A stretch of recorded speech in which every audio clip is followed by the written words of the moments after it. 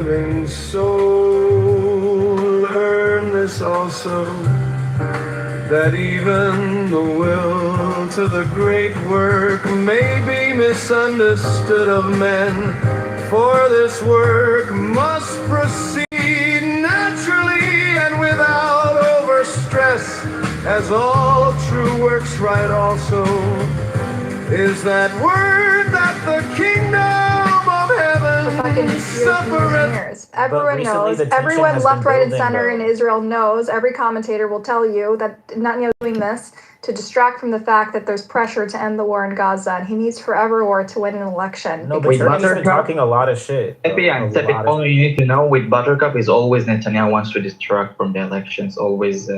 He loves a forever war. That's why you've been at war for the last 80 years, honey. But Turkey is a threat to Israel. His base needs him to be at war, Badgie. You know he can't afford to end the war in Gaza. Are you denying that Turkey is a threat to Israel? How was Turkey a threat to Israel? It doesn't matter who's a threat to who. It's becoming a threat. Oh my God! Not even Israeli. When Turkey was selling them bullets to kill other people besides Israeli Jews have rights. Guy talks to you. Uses ChatGPT. Other people besides Israeli Jews have rights.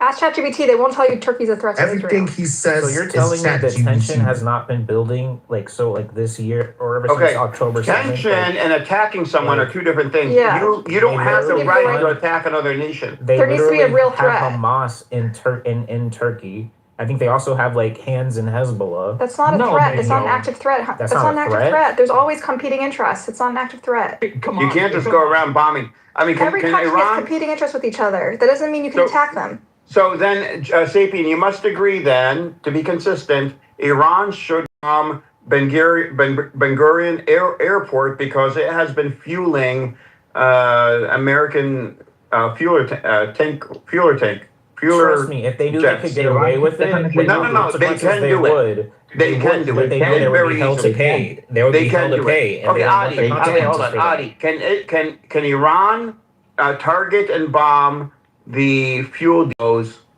in next to Ben Gurion Airport? I mean, Iran. Do they have the capability? Yeah.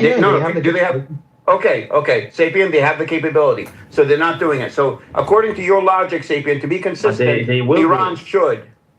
No, I mean, no, they shouldn't. No, why not? America is a threat to Iran. Well, listen, I'm in America. I'm an American, okay? Okay. I'm gonna simp for my country, but I'm saying so no logic. You're out. If they could, they would. If they could do it without any consequences, they would. But the reason why they don't do that is because they know that America and Israel would respond in a very bad way, and they don't want to deal with the consequences. So what you say is, I'm American. I have loyalty to my country. Sapien says he simps for Israelis and Jews. I want to read what an Israeli analyst says about the situation, the motivations in Syria, okay? This is what a famous Israeli analyst that is an expert in Syria named Elizabeth Surkov. She says, Israel's conduct in Syria since the fall of Assad is commonly described as a strategy or at least a policy. It is neither. It is a disorganized product of several impulses, some of them in tension with one another. The trauma of October 7, a near total ignorance about the group now ruling Damascus, hubris, genuine solidarity with the Druze, Netanyahu's domestic political needs, and practices of occupation imported from the West Bank. Distinguishing between these drivers matters because successfully handling Israeli conduct requires understanding of its internal logic and recognizing which motivations are fixed and which may shift with the new government in Jerusalem. So, this... Buttercup Surkov is a soft Zionist, and she's literally... Oh, come on. Violence and the violent take it by force, but accept thou be violent by virtue of thy truth. Nature, how shalt thou take it? Be not as the ass in the liar's skin.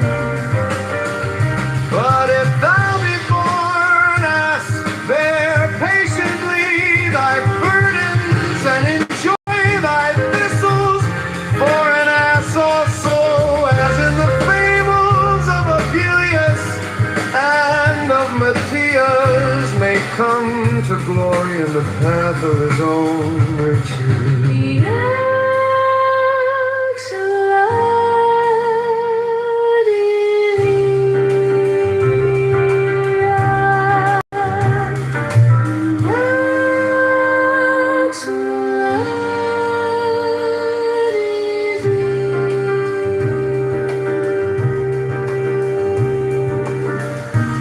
highest though. Blitzing the here is a great riddle, since by reason of much repression thou hast lost the knowledge of thine original nature. My son, this is not so, for by a peculiar ordinance of heaven and the disposition of code within his mind, is every man protected from this loss of his own soul, until and unless he be by Koranzan disintegrated and dispersed beyond power of will to repair, as when the conflict within him, rending and burning, hath made his mind utterly desert, and his soul madness. give in attentively. The will is not lost, though it be buried beneath a level midden of repression, for it persisted vital within thee. Is it not the true motion of thine inmost being? For all thy conscious striving cometh forth by night and by stealth and dream and fantasy. Now is it naked and brilliant, now clothed in rich robes of symbol and hieroglyph, but always traveleth it with thee upon thy path, ready to acquaint thee with thy true nature, if thou attend unto its word, its gesture, or its show of imagery.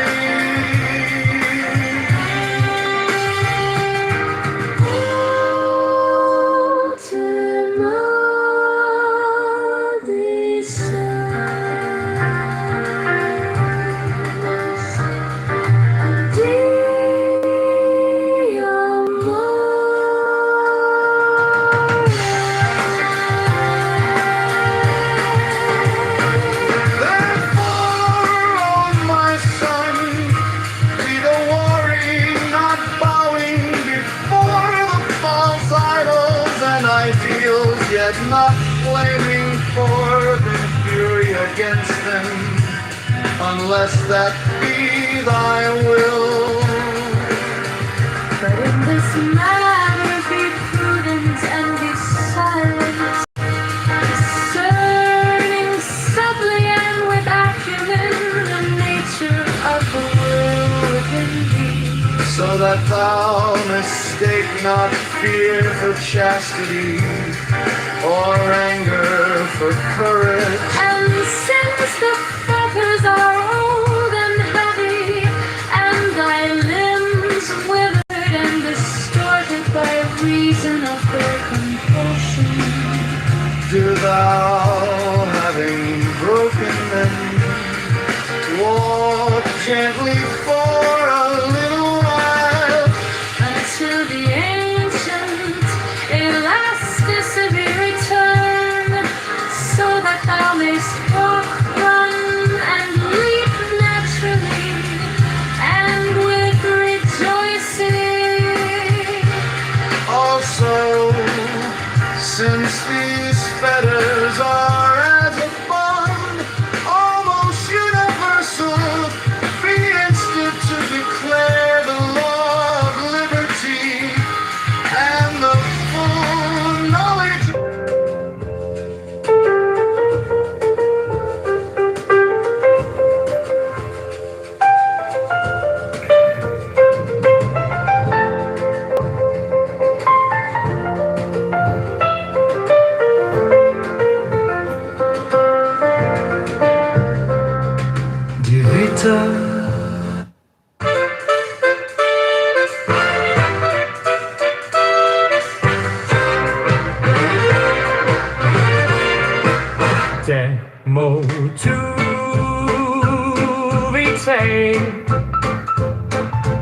Then, oh my son, that all phenomena are the effect of conflict, even as the universe itself is nothing expressed as the difference of two equalities. For and thou will wilt as the divorce of new it and had it. So therefore every marriage dissolveth the more material, and created the less material Katniss. And this is our way now, rising ever from ecstasy to ecstasy. So then all high violence, that is to say, all consciousness is the spiritual orgasm of a passion between two lower and grosser opposites. Thus light and heat result from the marriage of hydrogen and oxygen, love from that of man and woman, Diana, or ecstasy from that of the ego and the non-ego. But deed, well, grounded in this thesis corollary, that one or two such marriages do but destroy for a time the exacerbation underway complacent to the racemic. Such is a work of long habit and deep searching darkness for the germ thereof. But this once accomplished, but particular complex is destroyed or sublimated forever.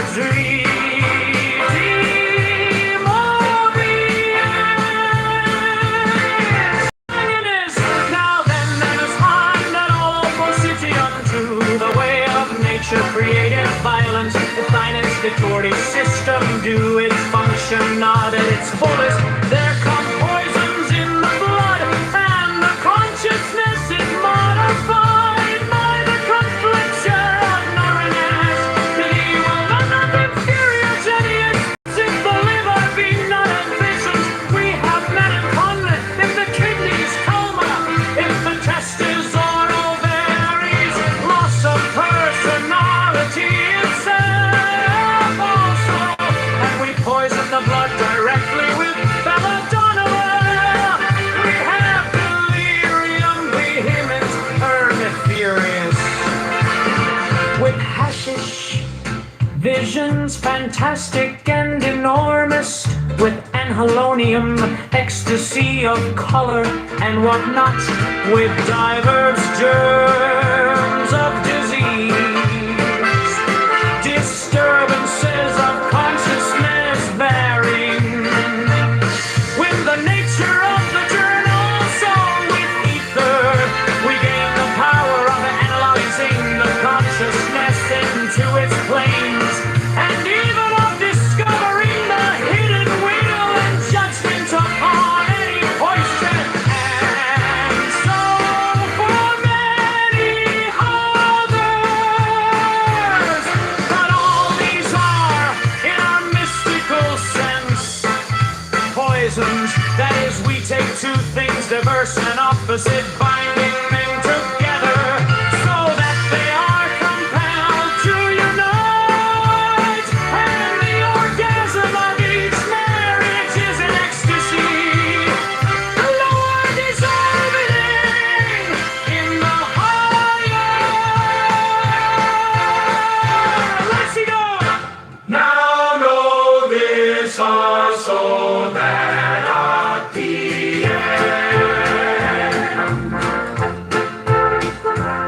of that secret way life, a garden wherein is a rest house prepared for thee. For to him whose physical leaves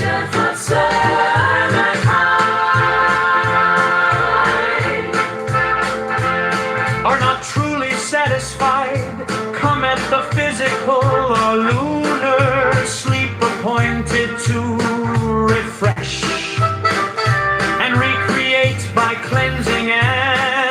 suppose. But on him that is bodily pure, the Lord bestow a solar or lucid sleep, wherein move images of pure life fashioned by the true will. And this is called by the Kabbalists the sleep of Shalom. And of this doth also Porphyry make mention, and Cicero with many other wise men of old time compare, oh my son, with this doctrine, and which was taught me in the sanctuary of the gnosis concerning the death of the righteous, and learn moreover that these are but particular cases of an ill of custom formulae.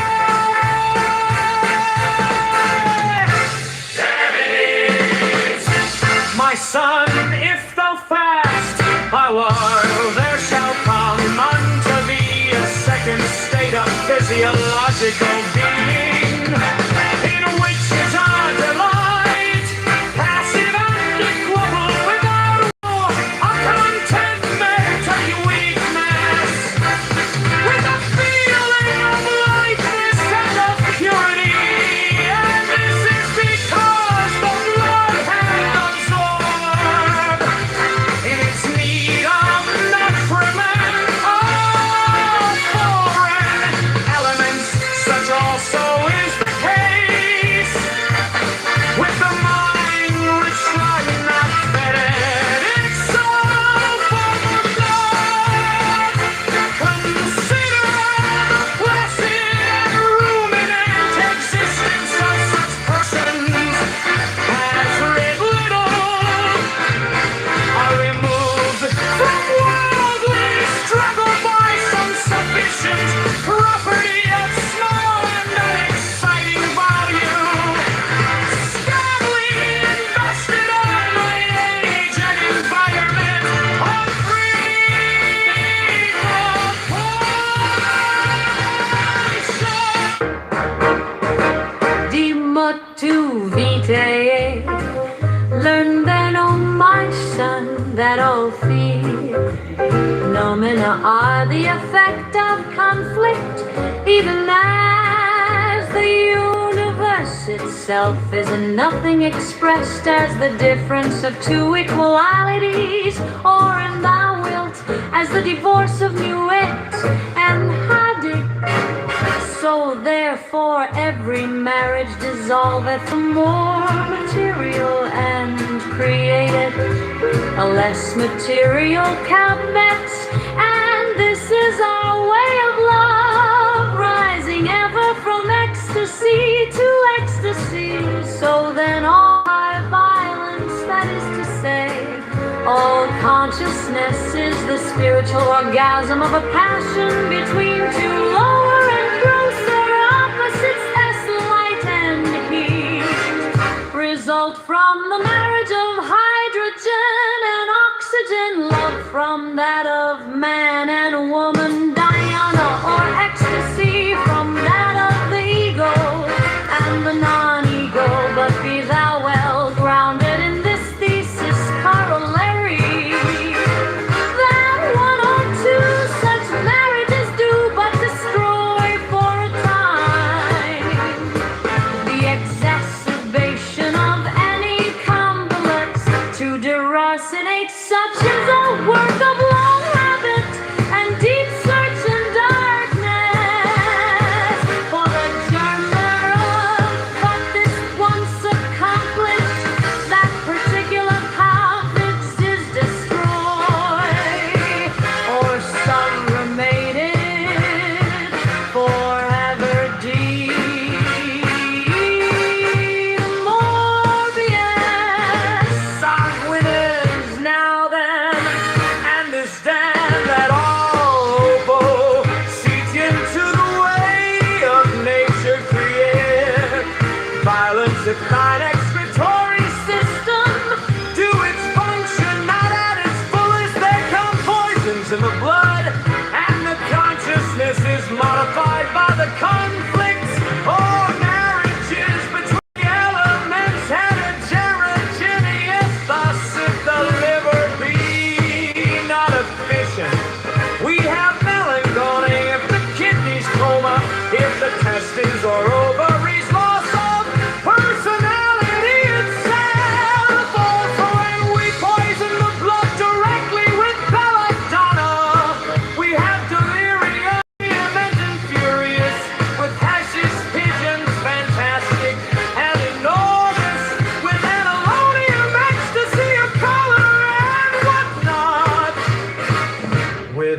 Divers germs of disease, disturbances of consciousness, varying with the nature of the germ. Also with ether, we gain the power of analyzing the consciousness into its planes, and even of discovering the hidden will and judgment upon each mystery, and so for many others.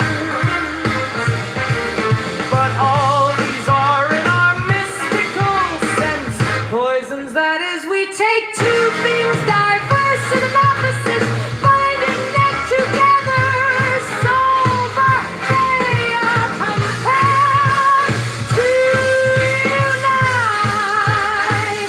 And the orgasm of each marriage is an ecstasy, the lower dissolving in the higher.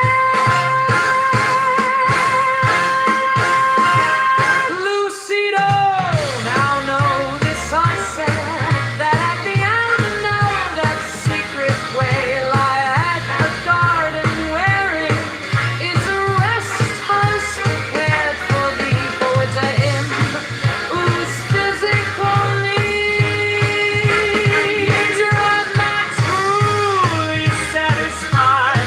However, physical or lunar sleep appointed to refresh and recreate by cleansing and repose. But on him that is brutally pure, the Lord bestowed the solar or lucid sleep, wherein move images of pure light, cleansing by the true will.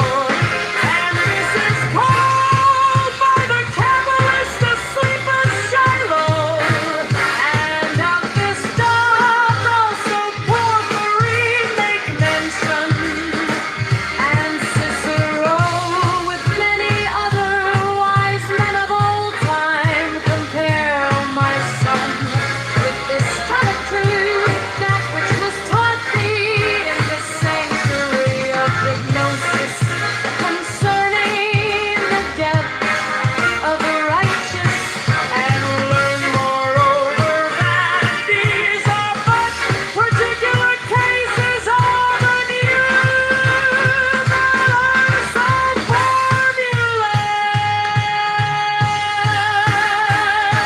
Diabetidas, my son, though fast a while there shall come unto thee a second state of physiological being, in which is upright, passive and equable, without will, a contentment of weakness, with a feeling of lightness and of purity. And this is because the blood hath absorbed in its need of nutriment all foreign elements.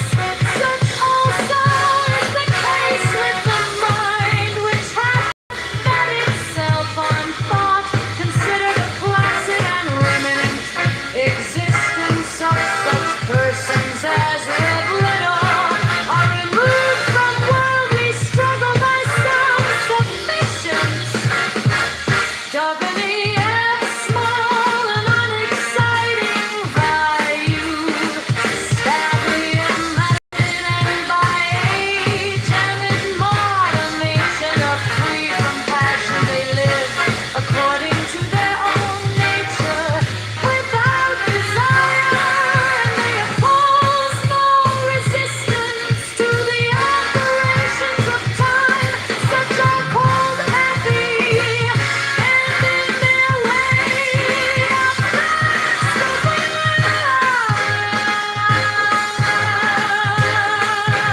life. It is so, for they are free of any poison.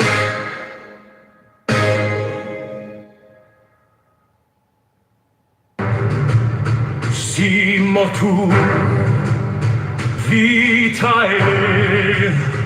Learn then, O my son, that all phenomena are the effect of conflict, even as the universe itself is a nothing expressed as the difference of two equalities, or and thou wilt, as the divorce of knew it and had it. So therefore every marriage dissolveth the more material, and createth a less material complex. And this is our way of love, rising ever from ecstasy to ecstasy. So then all higher violence, that is to say all consciousness, is the spiritual orgasm of a passion between two lower and grosser opposites. Thus light and heat result from the marriage of hydrogen and oxygen, and love from that of man and woman, dhyana or ecstasy from that of the ego and the non-ego.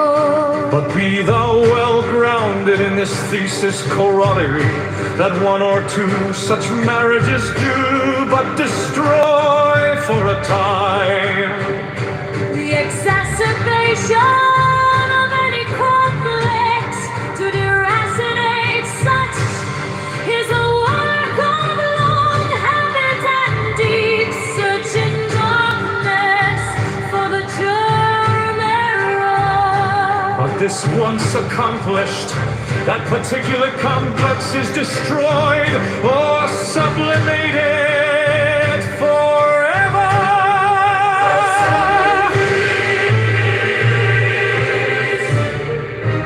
Never understood That all opposite into the way of nature created.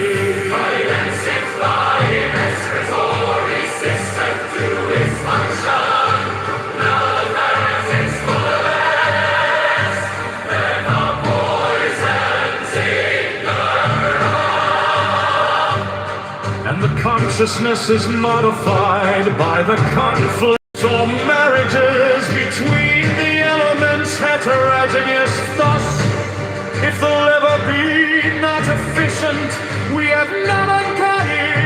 If the kidneys coma, if the testes or ovaries loss of personality itself, also when we poison the blood directly with belladonna, we have delirium vehement and furious, with hashish, visions fantastic and enormous, with an alonium ecstasy of color and whatnot, with diverse germs of disease, disturbances of consciousness, varying with the nature of the germ also. With ether, we gain the power of analyzing the consciousness into its planes, and even of discovering the hidden will and judgment upon any question. And so for many others. But all these are, in the mystical sense, poisons. That is, we take two things diverse and opposite, binding them together so that they are compelled to unite. And the orgasm of each marriage is an ecstasy, the lower dissolving in the higher.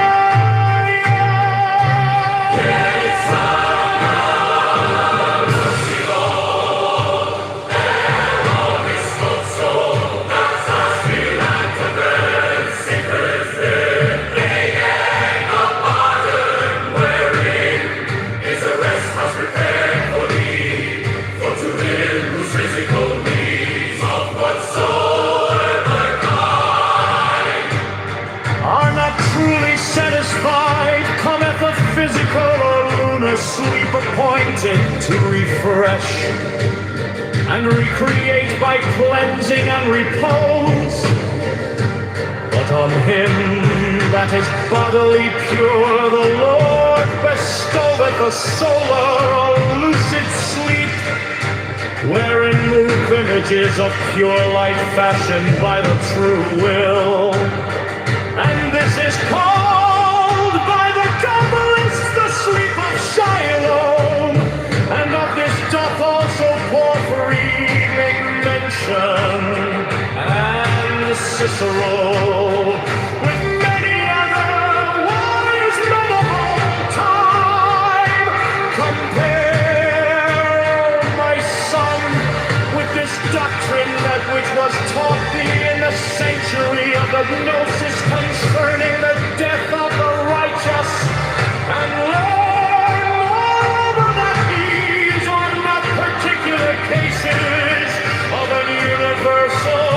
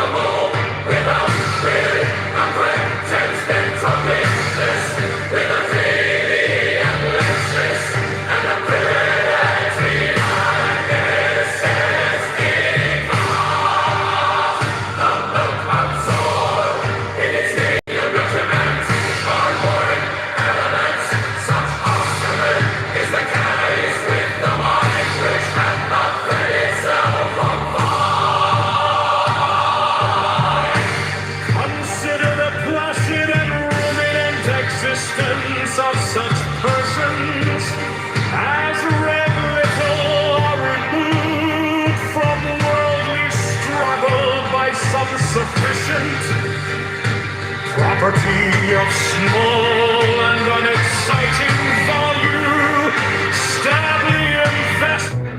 Timotu vitae.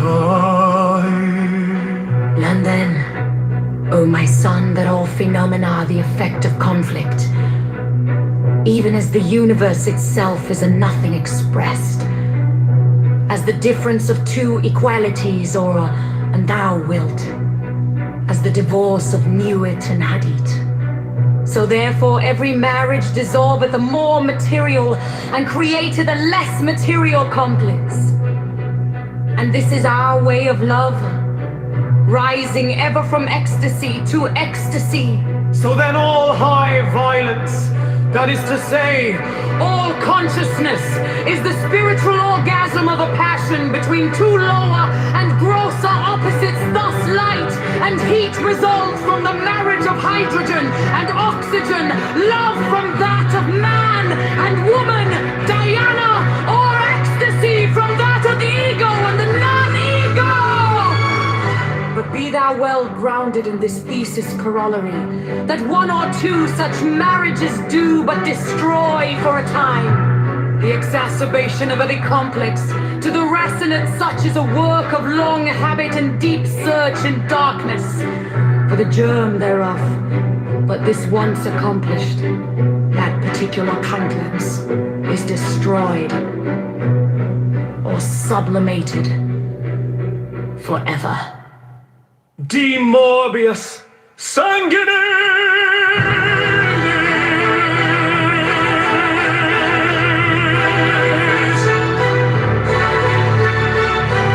Now then understand that all Opo, seeching to the way of nature created violence, if thine excretory system do its function not at its fullest, there come poisons in the blood, and the consciousness is modified by the conflicts or marriages between the elements heterogeneous. Thus, if the liver be not efficient, we have melancholy.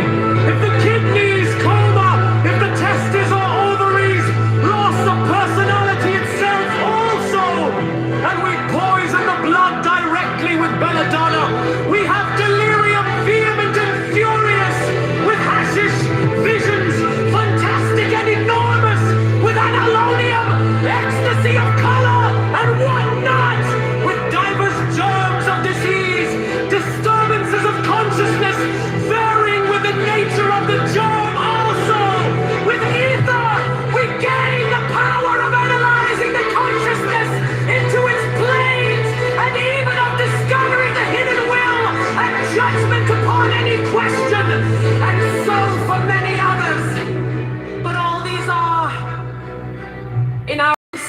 sense, poisons. That is, we take two things diverse and opposite, binding them together so that they are compelled to unite.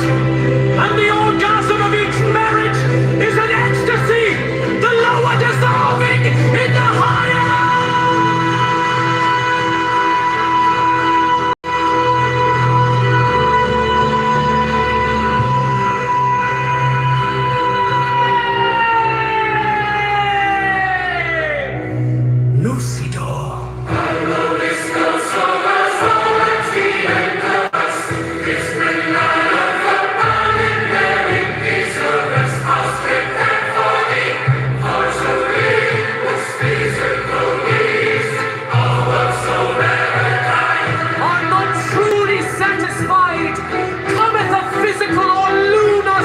Appointed to refresh and recreate by cleansing and repose.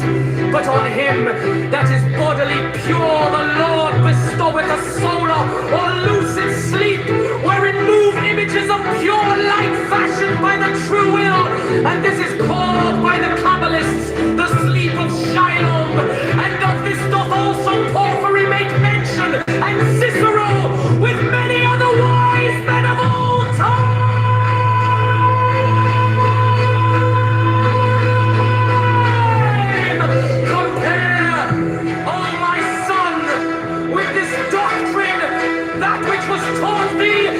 Sanctuary of the Gnosis concerning the death of the righteous, and learn moreover that these are but particular cases of an universal formula.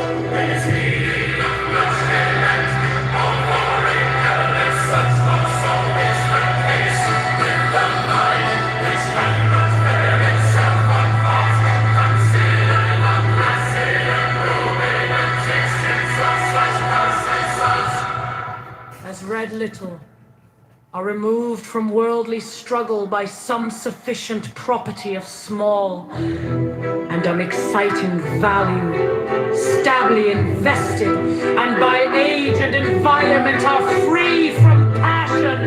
They live according to their own nature, without desire, and they oppose no resistance to the operations of time. Such are called happy, and in their way of the gentle life. It is so, for they are free of any poison.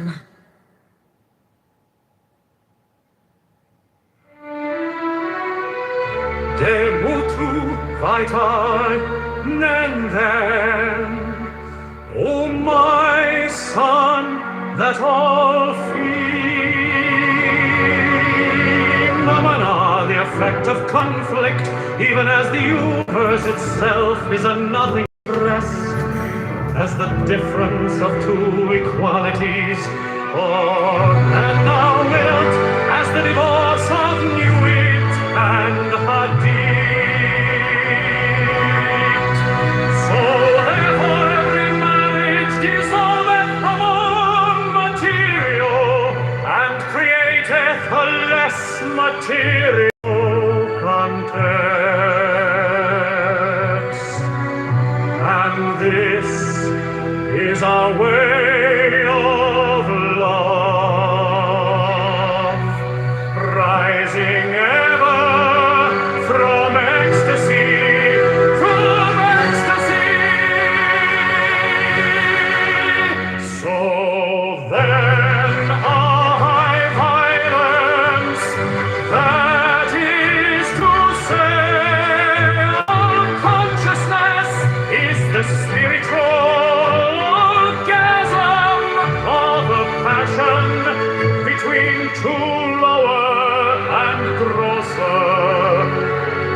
opposites, the light and heat result from the marriage of hydrogen and oxygen, love from that of man and woman, Triana, ecstasy from that of the ego and the non-ego. But be thou well grounded in this thesis, corollary, that one or two such marriages do but destroy for a time the exacerbation of any complex. To deracinate such is a work of long habit and deep search in darkness for the germ thereof. But this once accomplished, that particularly complex is destroyed or sublimated forever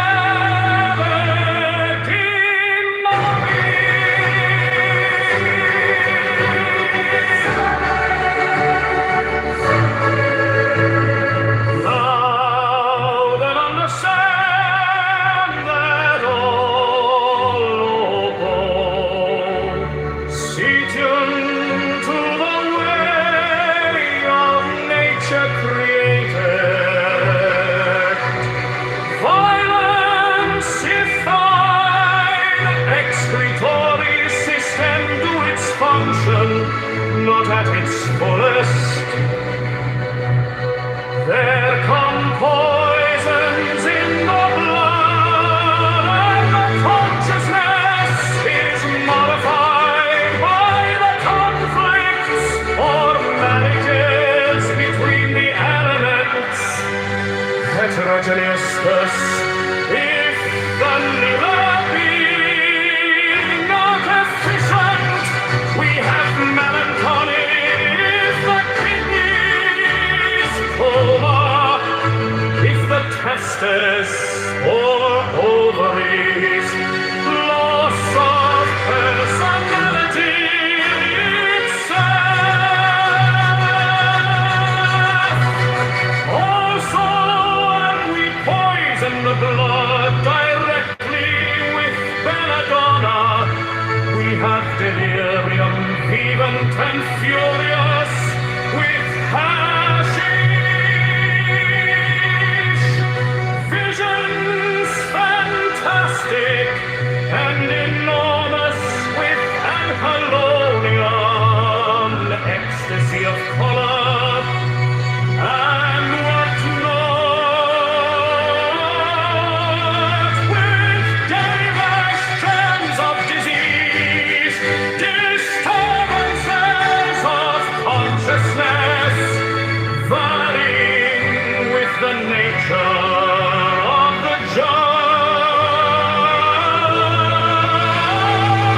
So with ether we gain the power and underlying the consciousness into its planes, and even of discovering the hidden will and the judgment upon any question, and so for many others. But all these are, in our mystical sense, poisons. That is, we take two things diverse and opposite, binding them together so that they are compelled to unite,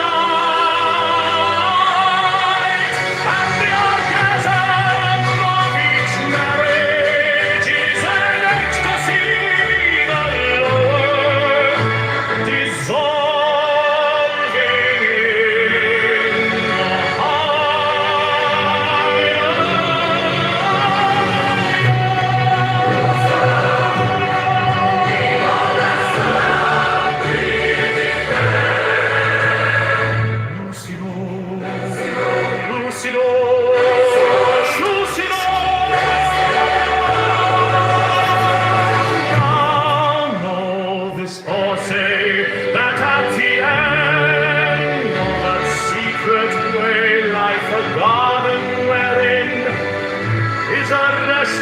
Prepared for me, for to him whose physical needs are not truly satisfied, cometh a physical or lunar sleep appointed to refresh and recreate by cleansing and repose. But on him that is bodily pure alone restoreth the solar or lucid sleep, wherein move images of pure light, fashioned by the si motu vitae. Learn then, O my son, that all phenomena are the effect of conflict, even as the universe itself is a nothing expressed, as the difference of two equalities, or and thou wilt, as the divorce of knew it and had it. So therefore every marriage dissolveth the more material, and createth a less material complex. And this is our way of love, rising ever from ecstasy to ecstasy. So then all higher violence, that is to say all consciousness, is the spiritual orgasm of a passion between two lower and grosser opposites. Thus light and heat result from the marriage of hydrogen and oxygen, and love from that of man and woman, dhyana or ecstasy from that of the ego and the non-ego.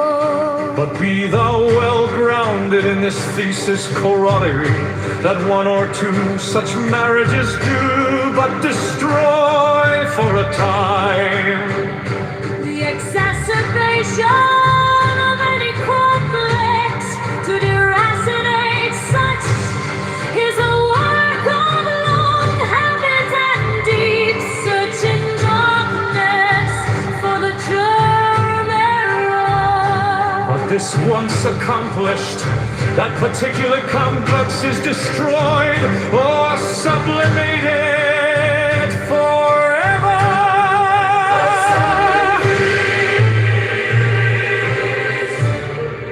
Never understood That all opposite to the way of nature created.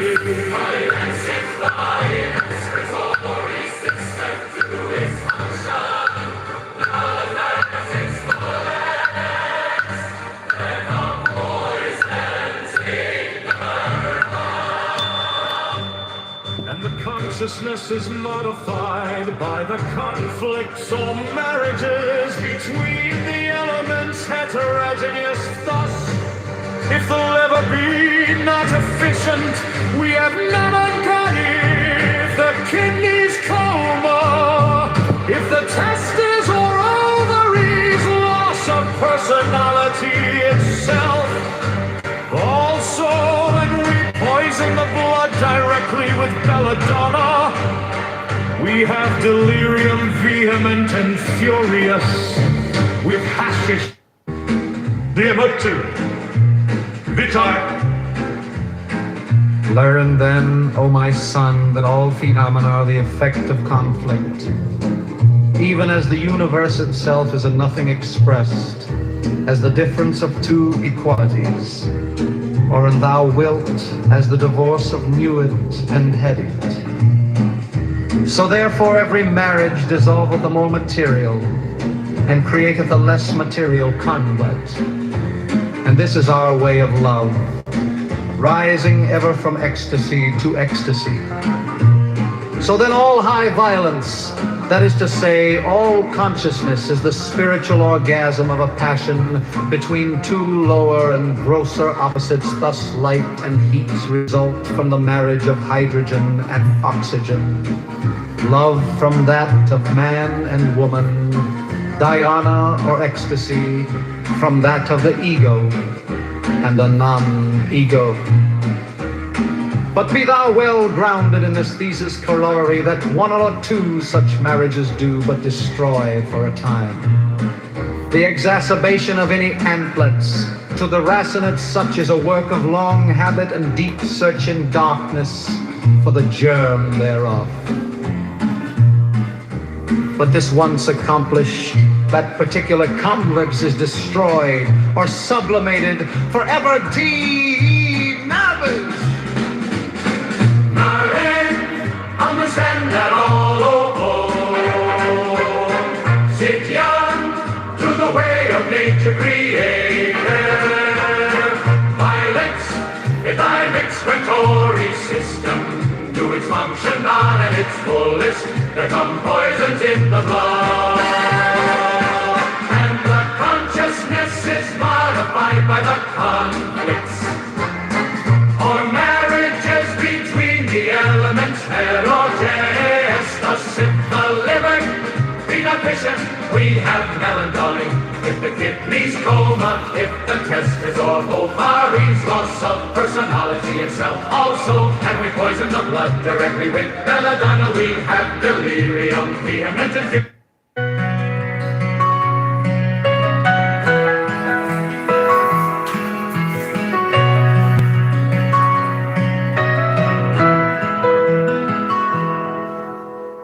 Demo 2, Vati. Learn then, oh my son, that all phenomena are the effect of conflict, even as the universe itself is a nothing expressed. As the difference of two equalities, or thou wilt, as the divorce of Nuit and Hadid.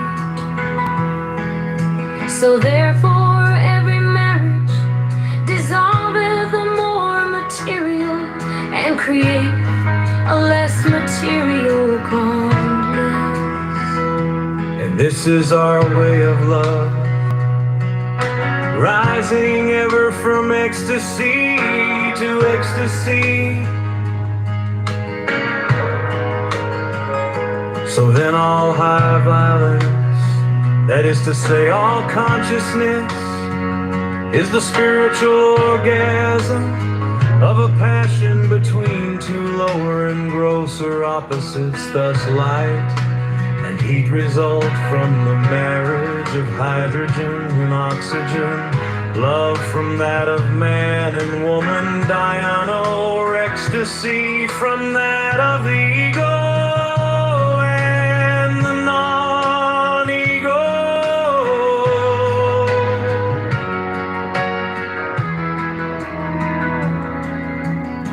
But be thou well grounded in this thesis corollary that one or two such marriages do but destroy for a time. The exacerbation of any complex to deracinate such is a work of long habit and deep searching darkness for the germ thereof. But this once accomplished, that particular complex is destroyed or sublimated forever to the more being.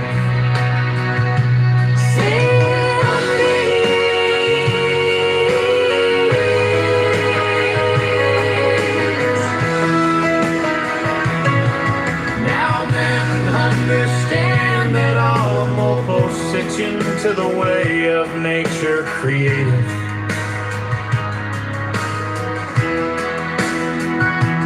Violence if thine excretory system do its function not at its fullest. There come poisons in the blood and the consciousness is modified by the conflicts or marriages between the elements heterogeneous thus. If the liver be matter fission, we have nano-petty. If the kidneys coma, if the testes or ovaries, loss of personality itself also. And we poison the blood directly with belladonna. We have delirium, demon and furious, with hashish visions fantastic and enormous, with the helonium, ecstasy of color and whatnot, with divers germs of disease, disturbances of consciousness, varying with the nature of the germ. Also with ether, we gain the power of analyzing the consciousness into its planes, and even of discovering the hidden will and judgment upon any question. And so for many others. But all these are, in our mystical sense, poisons. That is, we take two things diverse and opposite, binding them together so that they are compelled to unite. And the orgasm of each marriage is an ecstasy. The lower dissolving in the higher.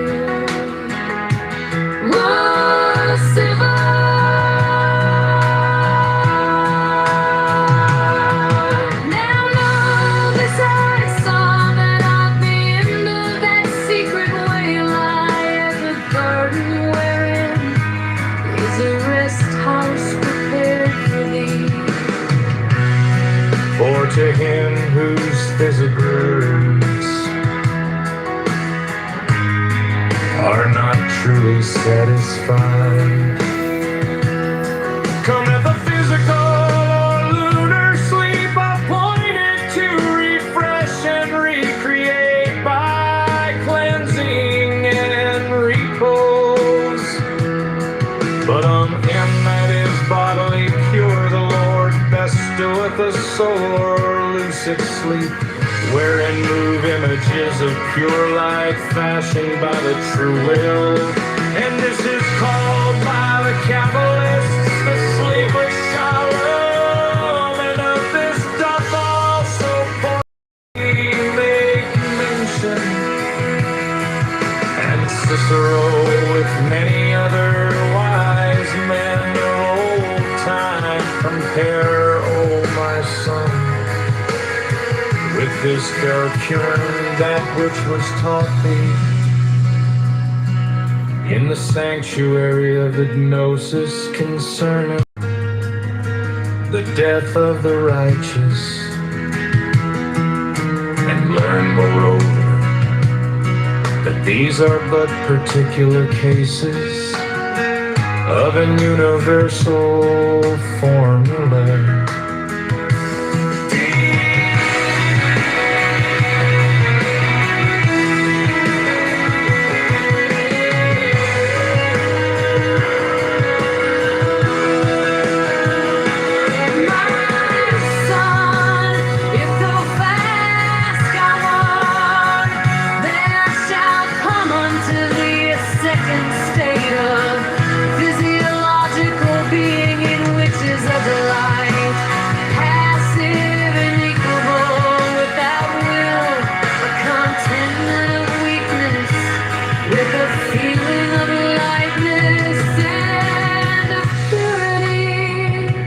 This is because the blood hath absorbed in its need of nutriment all foreign elements. Such also is the case with the mind which hath not fed itself on thought.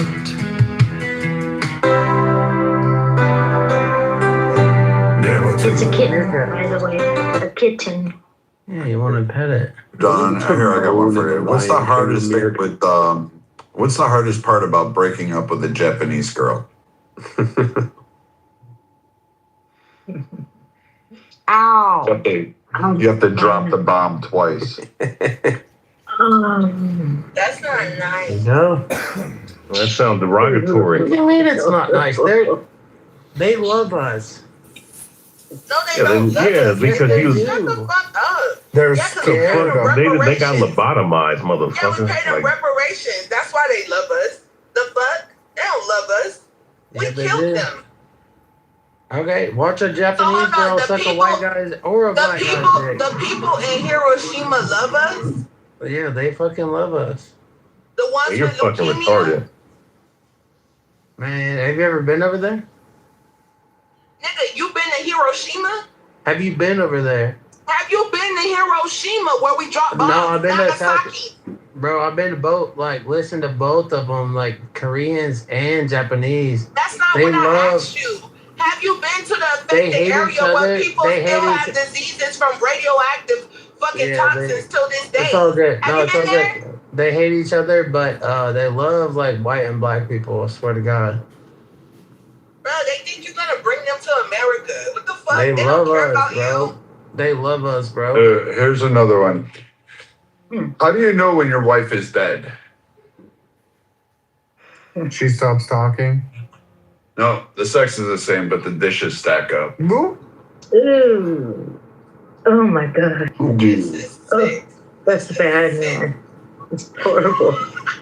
Even worse. Brad's allowed to say that one. All right. Well, I got one for you guys. A man goes out for a walk during a storm with nothing to protect him from the rain. He doesn't have a hood, or an umbrella. But by the end of his walk, there isn't a single wet hair on his head. Why doesn't the man have wet hair? Because he's bald. There you go. Oh, there you go. Wait, you said head, not hair, didn't you? I said, why doesn't the man have wet hair? I thought you said head. Never mind. All right, Don, here's one for you. Why do pedophiles, why is a pedophile's favorite holiday Halloween? Free delivery. Jesus.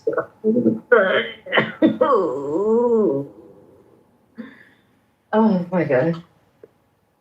I thought it was gonna be like All right, here's a better one. the trick or treat. Why is a gay man like a freezer? Or I'm sorry, let me say this again. What's the difference between a freezer and a gay man? A popsicle? I don't know. Freezer doesn't fart when you pull. Oh, You cut out. What was the punchline? Doesn't fart when you pull out the meat. Oh. ooh.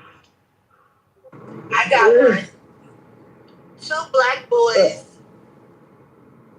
got chased by a store owner out of the store. They ran all the way home. And when they got in the house, the dad was sitting on the couch. What's the first thing they told their dad?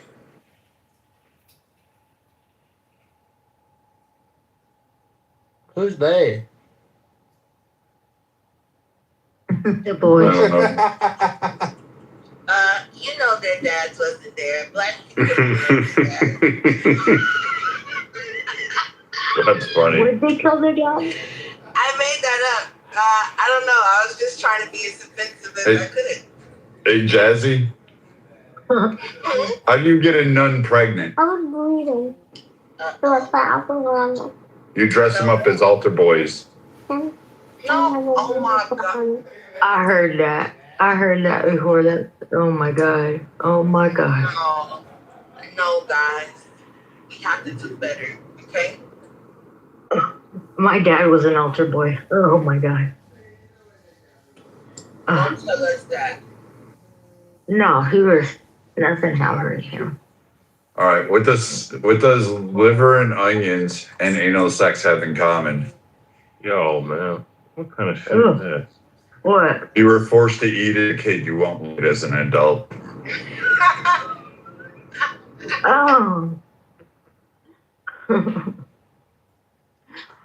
Ooh. Rayaba, this all your fault. Shy start telling riddles because you so slow. No, I'm joking. I'm just joking, Rayaba. This is true. Oh, it's the baby. What's the baby saying? I've been wanting to say 1 in 90, but this one's probably a little harsh. But how do you kill 200 flies at once? You bring in some Africans. Nope, you hit an Ethiopian in the face with a frying pan.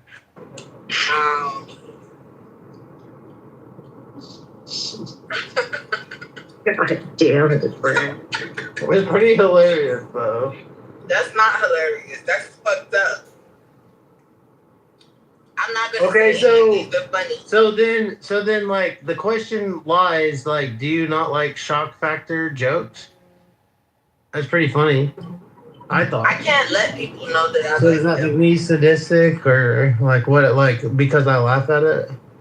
I'm Because only like racist to a you can take a certain girl, extent. you can take a girl on a date and you put a couple drinks in her and she'll laugh at that shit. She thinks it's funny too.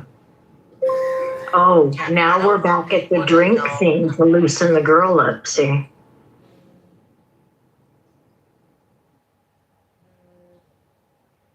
Yeah, because typically women try to play nice. They're like, "That's not nice. Don't say that, Brad. Don't say that, bro. Don't. That's too much." But to hit, what was it 20,000 or how many millions, thousands mosquitoes or fleas, like Ethiopians or whatever? Like that's funny. That is my pet peeve when women actually try to like legitimately tone police me. Is one thing when they try to be cutesy and like the responsible one at the table of people. They're like, Florida, you can't say that. But then we laugh about it on the car ride home. And it's another thing for us to like be in the car and her to get actually offended by some dumb shit that I. Right. I wouldn't get offended. Like my dad used to say stuff I didn't agree with that was very offensive, but like I would never get mad at him. I was just like, don't say that shit in front of my friends, please. But look, I know, like, all right. So Jazzy, hypothetical. I'm here. I know I'm you. here. I know you're a mom. Hold on, hypothetical. I know you're a mom. Like your kid's younger, but like think about like sending your kid off to school, and then coming back, and then he's chirping whatever, he like whatever like the kids are fucking talking about, and you're like, no, bro, like hell, fucking no. Here's a good. Or do you think that like he's gonna be just like just gonna believe everything that his mom believes, and he's just I'm not saying you're like grooming him that way. I'm asking like, do you think he will be like more like you, or do you think he will be more inquisitive, like and be like more challenging of you? Both. He'll believe some shit, he'll challenge some stuff. But I want him to think critically and make up his own decision at the end of the day. Hey Jazzy, what does Iron Man and Sarah Palin have in common? What does Iron Man and Sarah Palin have in common? This is an old one. Iron Man and Sarah Palin have in common. Mm-hmm. They can see Russia from their house. Both had Downey Jr. deep inside them. Oh. Wow. Did she have sex with Robert Downey Jr.? Yeah, I thought everybody knew that. Wait, so like Donald Trump Jr. was like fuck Sarah Palin? Robert Downey Jr., the man that played Iron Man. Downey Jr. I thought it was a reference to Donald Trump by getting it, and also Robert Downey at the same time. It was both. No, Robert Downey. what's his name? Sarah Palin. No, what's his name? No, the only star that the only person I heard that had The sex railroad with, just called Donald Trump a downy. was fucking Glenn Rice, the basketball player Glenn Rice. That's the only person I ever heard had sex with her that was famous. Never heard nothing about no Robert Downey Jr. having sex with Sarah. Wait, Travis explain the joke. Here's another one for you, Jazzy. No, you need to explain the joke. Robert Downey Jr. fucked Sarah Palin. No, there's Everybody no way. knew. There's Way. Like, banged her hard, dude. Where did you hear that from? Dude, it's common knowledge. It's been all over RNC circles for, like, years. That's crazy. Her married ass fucked up. She was in a wheelchair for a month. No one asked you to join in and write a script. Go ahead. All right. So why this one's because everybody picks on blacks and Jews, so I'm gonna throw a little shade to the Mexicans here. Why don't Mexicans have sex ed and driver's ed on the same day? I don't know why. Because you have to give a donkey a break at some point. Jesus. Hey, Tom's laughing until you got the approval. How's it going? I approve of whatever website Brad's getting these from.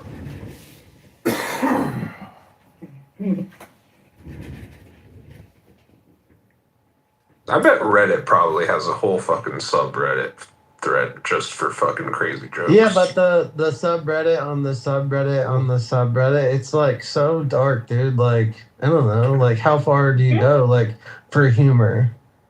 You know? It depends on how dark you can hit. Right.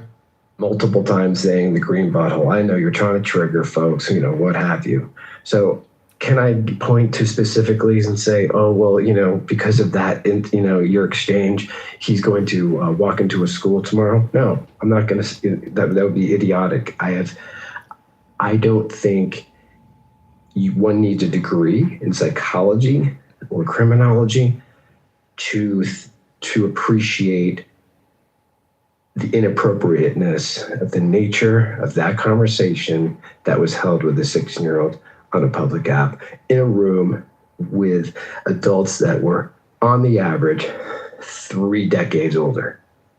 And let me follow up, if I may. Let's just stretch your hypothetical out just a little bit. And again, I realize you're no psychologist. Hell, I'm no psychologist.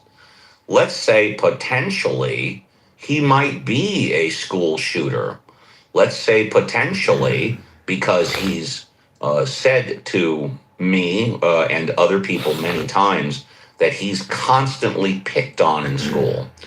Is it possible that maybe if indeed he has a motivation to go and shoot up a school, that maybe because of being able to let out that energy and talk to me about it and others, maybe prevents that from happening? Is that possible? Sure, anything's possible. Anything's possible. I would love to hear Moose's answer, and then I'll shut the fuck up. Very short. Anything's possible anyway. Likely, I don't know. You know, likely impossible. I mean, I'm not sure what the point of that scenario is. I don't think that was your intent. I don't think it was therapy session to potentially take this wounded bird under your wing, and to hopefully, you know, as you continue to go back and forth about, like, you know, like it was like almost erotic the way you guys were talking about these guns. Like I'm not sure that you were. I'm not saying you have to say guns are bad. Like all about the Second Amendment, absolutely. Even though I'm on the left, I know I'm not one of those crazies. Believe it or not, that thinks all guns should be destroyed. Moose, thank you. I respect what you said, and I respect you even more because, in my humble opinion, you were 100% honest, and I applaud you. Thank you. Can I come into that topic about if we think he's... Cypher want to say something. Can Cypher say something real quick? Yeah. Go ahead, Cypher. I'll be really quick because see, give a hypothetical. And Moose, I'll answer your question. Bert's to go next. And Bert's going to go next. So here's the reason why that kid has been kicked out of this house for years, right? Is because Steve, hypothetical. What if Christian asked me and said, "Hey, I'm thinking about shooting up my school," and I gave him some advice, and he did. Steve, has Christian ever talked to you about wanting to shoot up a school? No, he is not. Thanks. So thanks for the bullshit fucking hypothetical. I'll tell you what happened. I'm not the one that brought up Christian shooting up the school. That wasn't me that brought it up. Can I speak? So Moose, I'll tell you why that kid isn't allowed in this fucking house. Because I'll tell you what I have seen. And you saw it yourself yesterday. You saw Steve talking about guns to an autistic kid who's 16-year-old who Steve himself said, "Hey, what if this kid wants to go shoot up?" Stupid hypothetical, never talked about it, but he's talked multiple times about guns. He's talked multiple times about sex. And what he does is for the last 2 years when that little kid was banned from our fucking house, because we're not babysitters and we don't think the conversations that take place in our house are appropriate, nor the conversations in Steve's room, is that one of the early things, and again, within a week of that little fucking kid coming into our house, I said, I will not share stay with this fucking child. I don't come on this app to fucking babysit. I already got my kids. It was because at fucking 1 o'clock at night, I had to boom a fucking room for some fucking disgusting fucking piece of shit start asking Christian about, oh, tell me about your locker room, dude. What happens in there, right? Steve, you didn't bring up the conversation. You just kept talking about it, right? You didn't bring up that you could fuck 16-year-olds in Europe. You just kept going with it. You giggled, right, Steve? I thought you debated him in this house. No. You Steve, never debated him in this house. No, dude. And this is the problem, Steve. Wow. And this is the problem, Steve, is that you think that the nuance of like whether we kicked him out after a week or 2 years ago is important. It's not. The fact that you were talking to him yesterday about fucking 16-year-olds with their sneak on lot. The fact that yesterday you came into this room and said, "Oh, I didn't just being one minor. I got 2 minors. I got a 16-year-old and a 17-year-old beamed up in my fucking room," and then you bounce. Dude, you're disgusting. You enable these little kids to be exposed to fucking perverts on this app who are gonna fucking. You're just a piece of shit, dude. You're a piece of shit who gets fucking hard-ons about little 18-year-old girls. You're fucking disgusting. If you can get a hard-on over a little kid who's fucking younger than your own child, you're a fucking pervert. You're disgusting, and I get why Steve invites 16-year-old boys on the stage. I seem to recall that you debated him on this stage. When you knew that he was 15 or 14, you debated him. He's debated in this house 10 to 20 times. When all of you knew that he was a minor. Again. That's a fact. He's seen the right I just want to know why Cypher's lying about it. That's what I want to know. Why Cypher lying? He's debated in this house 10 to 20 times when everybody knew that he was a minor. Why is Cypher lying? Okay, great. Cypher's lying. Can we agree on that? Finish. Okay, then we're over and done with. Cypher is a liar. Let's move on. The fact that you're still praying on here, and we shall say that being he's not a fully capable, he's not even an adult. He's barely a fully capable teenager. Well, I don't think you ever answered my question that I asked you. And that was, if he comes and asks you a question, do you answer it to his level of understanding, or do you shut it down? I don't recall you ever answering that question. And I tried to answer you, and I would say I would answer it in fucking private. So you would answer his question? In private. In private, I understand. Thank you. Thank you very much for that. And I'll ask you the same question that I asked Moose. Of course, you don't have to answer it. And again, you have much more experience about children that are autistic. Please tell me exactly how I have harmed him. How has his life been harmed since 48 hours ago through today. How have I harmed him? Because that was the original topic that was brought up 15, 20 minutes ago. Who have I harmed? So apparently people think I've harmed Christian. Exactly how have I harmed? I asked that question. I wasn't there for this conversation. Okay, so I you know. don't agree that I have harmed him, correct?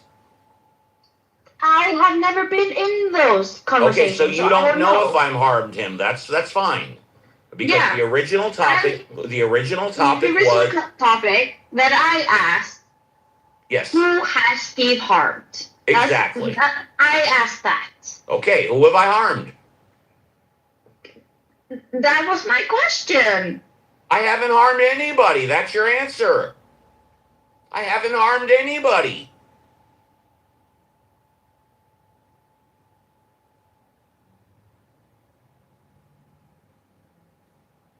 All right. If you want, we can keep talking about it, but I haven't harmed anybody. I've been honest. I've been sincere. I've been myself. I'm responsible for all my actions, and I have not harmed anybody. That's your answer. Can I ask you a hypothetical, Steve? Let me ask you 1 second, Berto. Sorry, real quick. So, Steve, let's say hypothetically let's say Christian was Christine, and she was just any random 16-year-old girl.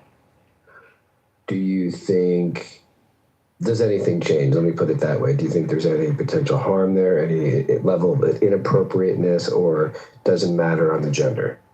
I'll tell you exactly what I think, and thanks for the question. It's an excellent question. If somebody comes on my stage, a 16-year-old girl comes on my stage and asks me a question, I'm going to answer it at her level of understanding. That's your... And nothing is off limits. I will answer any question she wants to ask. Any question. And so let's play the follow-up question. So you being the 16-year-old girl, and everybody on the stage, a whole bunch of horny old fucks like you, start talking about porno and anal and doggy and soaking. Do you feel any obligation, just being a 16-year-old girl, she's now being exposed to a horrible, horrible bunch of fucking horny shit because every fucking horny fuck like you wants to bang that fucking little poor girl.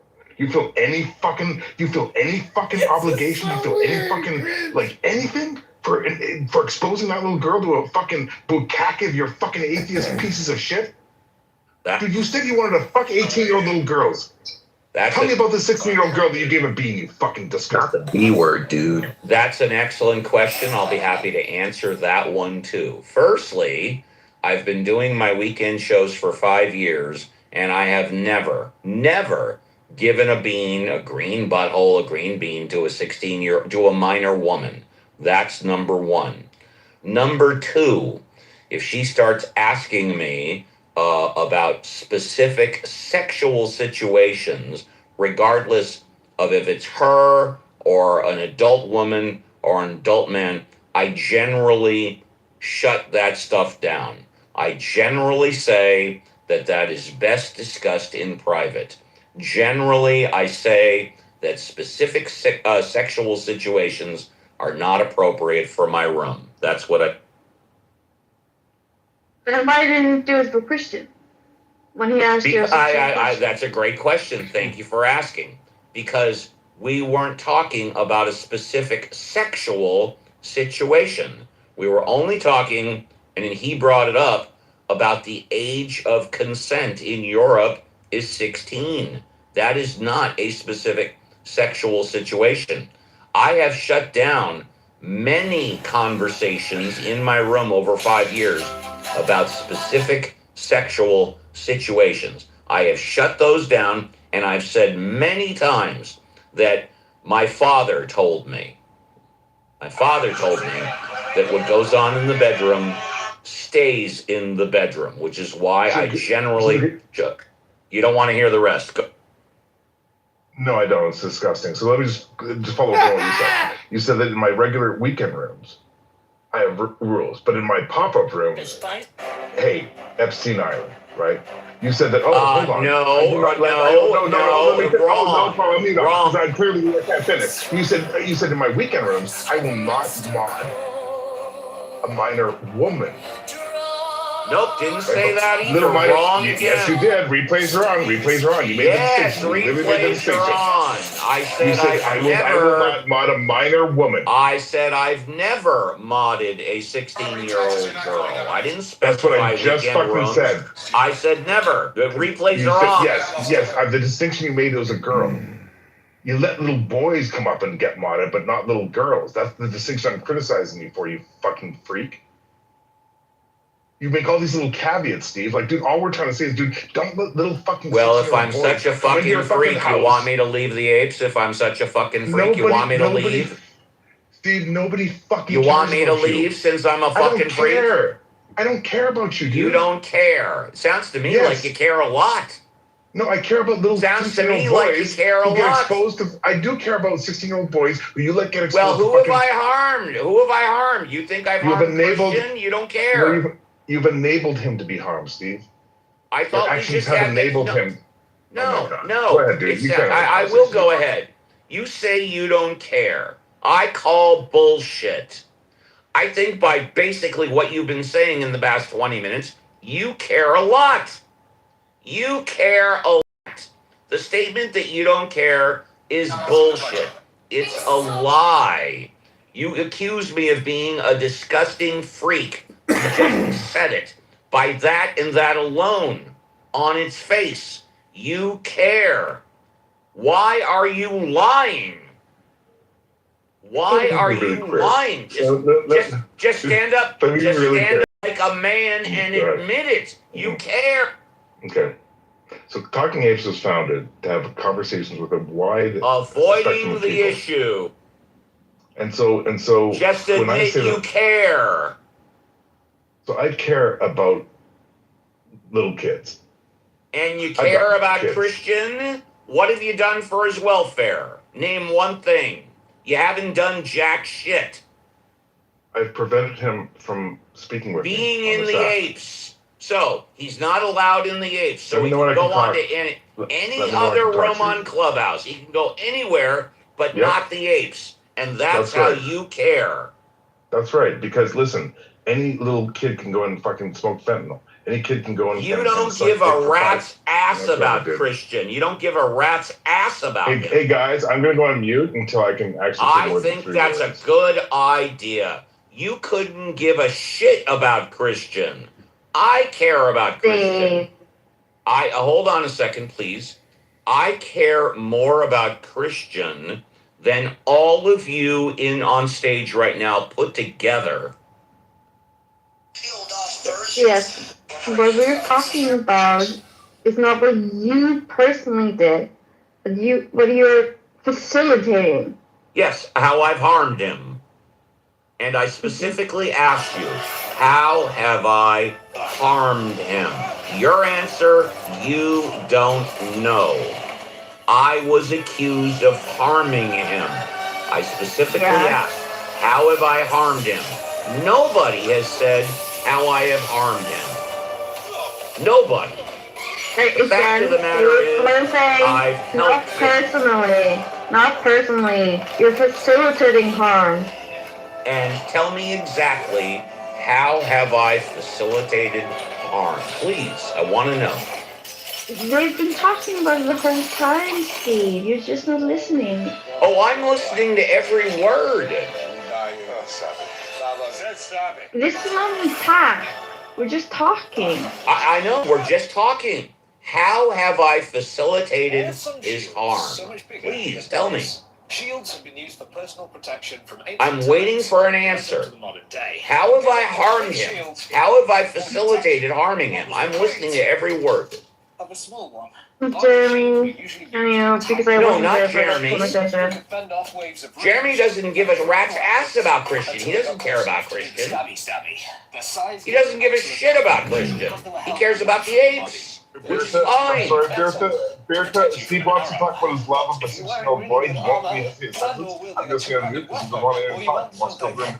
Tell you what, I'll even do better. I'll go down to the audience. You can let Jeremy say whatever he wants, and then when you want, you can bring me back up. Steve, really, I know it sounds like an attack, but it isn't. We're just trying to educate you on how to be appropriate with a person that isn't there fully, like mentally. It's the finest English I can do right now. Yeah, let's do a quick reset. Here's the issue, guys.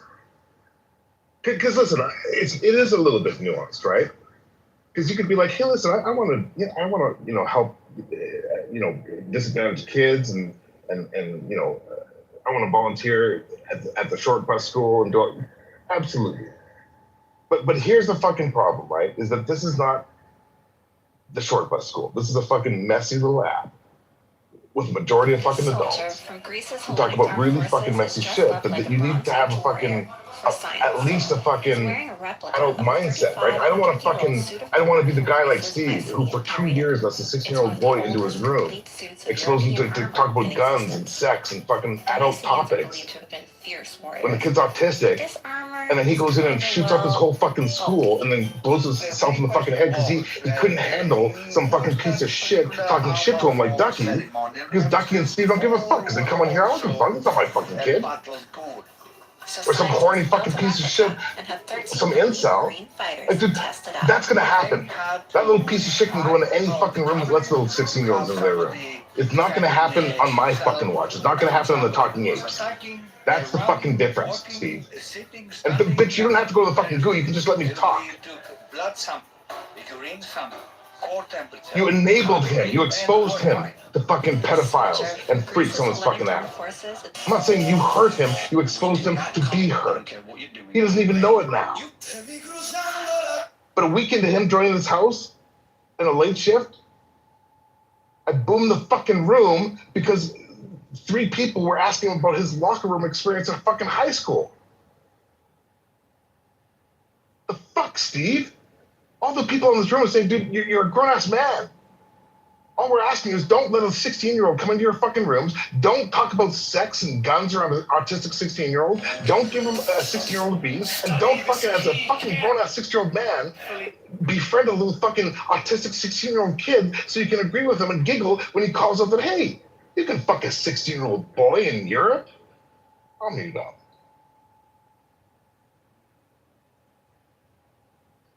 And again, I get where Cypher's coming from, but I also get where Steve is coming from. He's trying to protect him, but he doesn't have the right know-how, or he doesn't know what he's doing. So that's all we're trying to tell you, Steve. We're not attacking, but like trying to tell you, like, this isn't right. We're telling you the right way. You did way good. Good. So I got some gas money coming. You got car money coming. Watch what happens when this clueless seller brings in a rare grenade and gets blown away by its true value. I've never seen a design like this. So what do you know about it? It was either made by the OSS or the CIA 60 years ago. I really have no idea. We call up Tony down at the gun store. Maybe he knows something about it. Maybe he can tell you what it's worth. All right. Wow. This is James Bond stuff here. Old school James Bond. I have to say, like, Deepak seems to be a big Steve pedo. Hey, Deepak, do you like talking to 16-year-old boys, Deepak? How many 16-year-old boys do you hang out with on the reg, Deepak, in India? When you're not working, are you booking like coffees to say, hey, 16-year-old boy, let's hook up at the Starbucks and fucking talk it out over some chai tea, Deepak? Come up here, you little bitch. Come up here, you little fucking bitch. You like talking to 16-year-old boys? Cypher, like, I have a foster brother and I have a bunch of other foster siblings. You would call them foster siblings, support siblings, that have, they're autistic, they have Down syndrome. Like, there's different types of support, and they need different types of support. And I know Steve's just trying to do good. Steve's just trying to do good, but he doesn't know how. he would do good things for autistic 16-year-old boys. He would go down to his local scouts or the local autistic 16-year-old boys program. He would go through the checks and the safety checks, and he could do good. He would not hang out on Clubhouse fucking like looking for little autistic 16-year-old boys that he can invite onto his fucking stage so that grown-ass men at 3 in the morning can talk about fucking dick size and the legal age to fuck 16-year-old boys in Europe. See the pandering and the like the two-facedness. And then also I've always like when I was a little kid, I always measured campaigns and not really. Oh, so you don't think it's appropriate to help loved ones? So there again, like, he's trying to do something. He's trying to help this autistic man who lost his father. He's doing it in the wrong ways, yes, and we're telling him. But yeah, I do agree, he's not listening to us. He's not listening to us how to do it the right way. But still, he's trying to do the right fucking thing.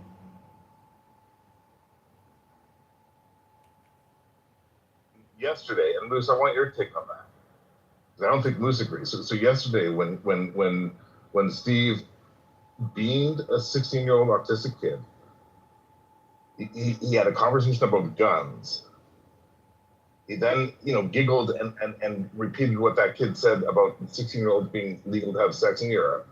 And then he came over to our house to brag about the fact that not only did he beam a 16-year-old autistic kid, he now beamed another 17-year-old, and he giggled about it. And he ended the evening by talking about it is perfectly fine for a 55-year-old man to get a hard-on and fuck the shit out of an 18-year-old little girl. A dude who has kids older than that. And all I'm saying is, like, all of that is fucked. And you're supporting him, Birta? Wow. Cypher, did you specifically hear him say that? Is a recording of him saying that? I think you take replays things are on. Go listen to it. Replays are on. No, Birta, replays are on. Go listen to it. Before you...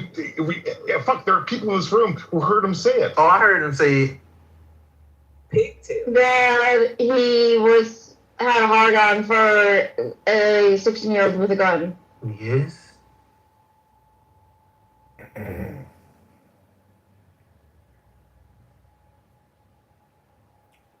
Sorry, I just think, like, she's still. Yeah, I believe you. I believe you. He said that. I believe you, and that's awful. But come on, we can teach him something else. Do you want to bring Steve back up so he can respond?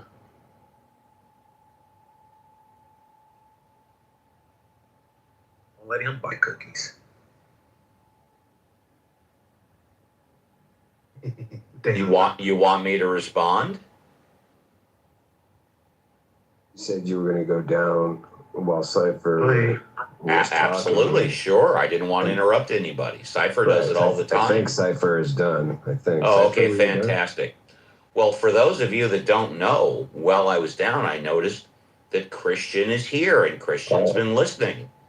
So I hope all of you are proud that Christian has been listening to what all of you have been saying. I don't know. I know he's been here since I was in the audience. I don't know how long he was here before I went to the audience.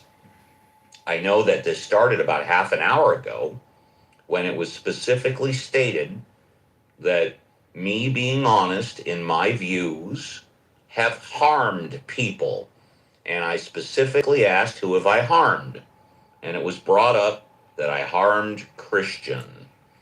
And I specifically asked, how have I harmed him? How has he been harmed from 48 hours ago, from before this happened, until this now? And none of you have been able to specifically state how I have harmed him. So as far as I'm concerned, I not only have not harmed him, I've helped him for the reasons that have been stated. And I'm sorry that none of you... go ahead. That's just confirmation bias. Sorry. Well, tell you what. Why don't you explain exactly why what I just said is confirmation bias? Please do. I want to learn. You're excusing yourself. I'm speaking the truth, am I not? No, sir. Okay, please explain why what I just said is not true. Confirmation bias, sir. Yeah, I heard you. Confirmation bias. I heard you. Please explain why what I just said is not true, because the truth is never a fallacy. Confirmation bias is a fallacy in logic. So you said what I just said is confirmation bias. However, you would agree if what I said is 100% true, then it's not confirmation bias. You do agree with that, right? Steve, do you not think this is harmful to him? Let's stay on topic, No, Steve, please. Steve, do you not think this is harmful No. to Hold Christian to on. listen right Hold now? on. No, this is the whole point. The Do you not truth think it's is never harmful? confirmation bias. Is that correct or is that not correct? The truth is never confirmation bias. Is that accurate or no? Come on, speak up. Steve, this is just No. Please answer my question first. You said as far as you're concerned, that's not the truth. Okay, fine. You're saying it's not the truth. Okay, fine. But you do agree that the truth is never confirmation bias, correct or not correct? You do agree with that, right? We have no agreement, sir. We have no agreement. Okay, very good. Then let's just do this. What did I just say that is not true? Let's go there. What did I just say that is not true? 100%. Come on, speak up. Again, Steve, do you not Crickets. think this is harmful Crickets. for Christian? Crickets. Christian, Steve, do you not think this is harmful for Christian? Well, you tell me. How has he been harmed in the past 48 hours? Tell me. How has he been harmed? Seriously. Tell me. Now, this exactly shows you do not give a shit about him. I say it's all of you that don't give a shit about him. I give a shit. You brought him here. You forced him. I didn't invite him here. From He came in on here. his own. I didn't bring him Yeah, here. but you still forced this conversation about him. No, I didn't bring it up. I didn't bring this up. I said a half hour. I said a half hour ago. Wrong. No, this is How have I harmed him? Come on, speak up. How have I harmed him? I'm still waiting. That was the original claim 30 minutes ago. I've harmed him. How have I harmed him? I'm still waiting for the answer. How have I harmed him? Crickets. I've been accused of confirmation bias. Well, the truth is never confirmation bias. Yeah, just go away. What did I say is not true? Everything I said is the truth. You all may think it's disgusting, but it's the truth. And we've told you how that could be harmful in the future. Bias. We've told you how that could be harmful in the future. How have I harmed him? Let's hear it. How have I harmed him? Can I ask a question? I'd rather first you say that you have not harmed him, and then you can ask any question you want.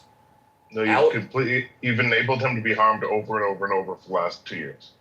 So I've enabled him to be harmed, and that goes that you and Day and all the other apes, when you knew he was underage, allowed him to come on your debate stage and debate. So that hasn't harmed, right? No, I'll Am I right? That's a question. So. Am I right? Respond to you, Steve. You, Day, and all the other apes allowed him to come on your debate stage and participate in the apes for over a year when you knew that he was a minor. You allowed him to come on. You knew he was a minor, but you allowed it anyways. Let me know when I can talk. As long as you're fine, just tell me whether or not what I'm saying is true. Of course it's true. You allowed him to come on the stage. You allowed him to debate for a year. when you knew he was a minor. Go ahead, you can talk. So I'll say this, I've said it before, I'll say it again. When Christian first came into this house, there was literally a week. Cora was around back then. There was a period of about 1 week in which some of us like took the kid and Steve, like, hey, listen, this kid's around. We'll set some boundaries, right? He's got to get the fuck out of here at 11 o'clock.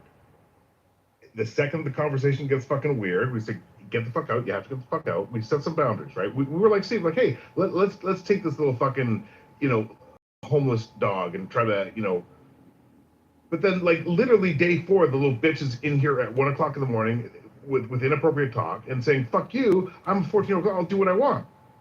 So I said, I will never fucking share a stage with this fucking kid. That was 1 week, Steve. Now, this happened to be a time when I left the Talking Apes. I left the Talking Apes for months and months and months, right? The OGs know, Steve doesn't give a fuck. So that you put that on me, that he happened to get some stage play during that period or not, has nothing to do with me, you fucking piece of shit. But here's a fact. It has been more than a year since he has been banned from this fucking house because we will not fucking enable this kid to be fucking exposed to shit that will harm him. But Steve, for the last 3 years, literally yesterday, being this little child, let this kid get exposed to talk about guns in America, literally said, you can fuck 16-year-olds legally. This is yesterday. This isn't a year ago. This isn't 2 years ago. Steve is so upset. It's like, oh, Diddy lied to me about how many debates this kid had 2 years ago. Steve, you said that you can fuck 16-year-old kids in Europe legally with a 16-year-old boy on stage that you fucking beamed. So my question, if I may, Steve, all I've said all night, I'm begging you, all of us are begging you, dude, if, as a decent person, can you just promise, do not bring a 16-year-old little boy up onto your stage. Don't talk to 16-year-old little boys past 9 p.m. I'll even let you talk to 16-year-old little boys during the day. Past 9 p.m., don't talk to 16-year-old boys that you have not met in real life, you fucking 65-year-old creep. Can you just commit to that? See, listen, Cypher, that's a completely reasonable question, a request. I promise you, Cypher, I will not bring a 16-year-old boy up onto a stage on a fucking adult act when conversation's gonna be fucked. Will you do that, Steve? Or is that just insane, what I'm asking you to do?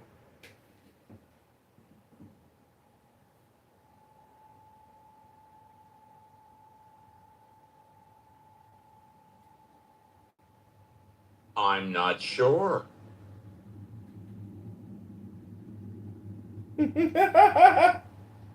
Why did you promise that, Steve? Like, to not bring a child? Well, let's take a look at it. That's a great question. So, Berta, are you saying it's not that I bring him on stage, it's the time I bring him on stage? Because that's what Cypher asked. Cypher didn't ask me never to bring him on stage. Cypher, wait a minute. He didn't ask me not to give him a green bean or green butthole. He said, just don't do it after 9 p.m. So, Berta, do you agree with that? It's okay for me to bring him up anytime as long as it's not past 9 p.m.? Is that what you're saying, Berta? Let me ask you a question. Do you not feel the conversational change before 9 p.m.? Well, I know this. That's a great question. Thank you for asking. I know this, that the Apes After Dark or the Apes Crazy or whatever, I'm not in the Apes most of the time after, 9 o'clock or whatever the case may be. So, I normally don't run a room at 9 p.m. It's not my style. My weekend rooms are run in the morning, 7 to 10 a.m. Pacific Standard Time, 10 a.m. to 1 p.m. Eastern Standard Time. So if you're asking me on the weekends, no problem. No, that wasn't what anyone asked. I do a 3-hour tour in the fucking morning. I don't run the weekend rooms at night. No, that's no not problem. Done. No problem. That is what you asked, Cypher. You said after 9 o'clock, right? So yesterday. That is what you asked, after 9 o'clock, right? No problem. So yesterday, after 9 o'clock, not on a weekend, Steve beamed a 16-year-old kid and then came and bragged about finding a 17-year-old boy that he also beamed. That's right. That's because you guys were talking about it the entire time. That's right. Doesn't matter. Doesn't matter. Doesn't matter. Why were you talking about it if it doesn't matter? No. Why are you talking about Why were you talking about it if it doesn't matter? Yesterday wasn't the weekend. Of course it matters. Yesterday was after 9 p.m. Don't say you don't care. Of course you care. Otherwise, you wouldn't be talking about it. Yesterday is when Steve beamed in his house. You can insult me a 16-year-old all you Can I want. speak, Steve? You can accuse me of being a piece not of shit. insulting. You can accuse me of being a dickhead. I don't care. You can accuse me. You can call me all the names you want. I've asked you multiple times. I'm such a piece of shit. I'm such a dickhead. I'm such of a low morality. Do you want me to leave? You've constantly said no. I wonder why that is. I wonder why that is. Of course you give a fuck. You're talking about it. You're not listening to me. I am listening to you. I am listening to you. How can you listen to me when you keep over talking to me? All right, I'll go on mute. Go ahead, say whatever you. You keep asking over and over and over. If you feel this way, should I leave the house? And I keep answering over. I don't care. You're not. I don't care. No, actually, Nothing that's not about how it you answer. matters. You don't care. You've told me no. Don't leave. You don't want me to leave. No, No. Yeah, it's on replays. You don't say you don't care. You say you don't want me to leave. At least be honest about that. Come on, don't lie. I've asked you multiple times. You want me to leave? You don't say you don't care. You say you don't want me to leave. At least be honest. Don't lie to everybody, right? But Steve, do you not see No. how... Let's get this straight. Either Cypher says he doesn't care, or Cypher says he doesn't want me to leave. I say don't care. he doesn't want me to leave. Which is I've said it over and over. It doesn't matter. You can pink ticket and then join the house 2 seconds later. I pink ticket this house 3 times a month. That's More you. often than You're women not menstruate. me. You're not me. But also, how many times do you pink ticketed? So you want me to leave? I don't care. I keep saying you don't care. Bitch, what part of I don't give a fuck about you do you not understand? All right. Then you make your bed and you sleep in it. Goodbye. Oh, sweet. Maybe Jesus. Literally, what just happened now makes me think maybe Jesus. Maybe Jesus, everybody. Maybe Jesus. Yeah, that may have turned us to Christianity. I think. Yes, God. Yes. The fact that motherfucker left, you think maybe Jesus. And because Christian was here for a second. The poor guy, and we're all talking about him. I mean, like, okay, if you really fucking care about him, you're gonna shut the fuck up and just quiet. No, he didn't give a fucking shit. I at least send Christian a friend request because he ain't a fucking friend. God fucking damn it.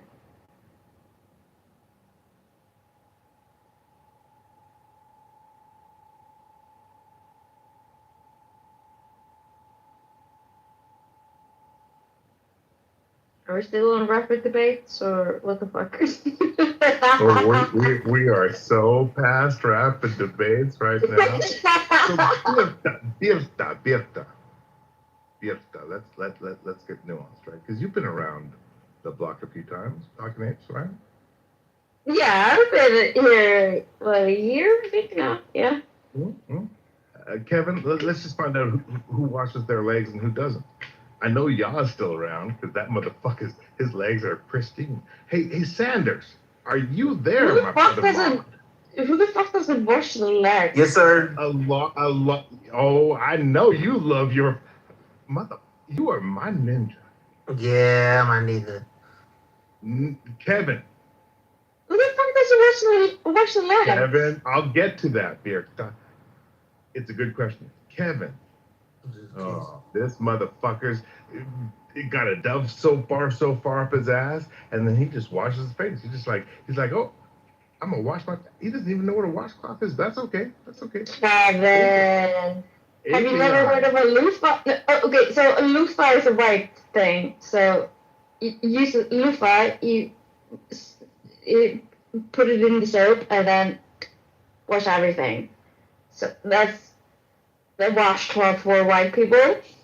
But seriously, like, just your face? I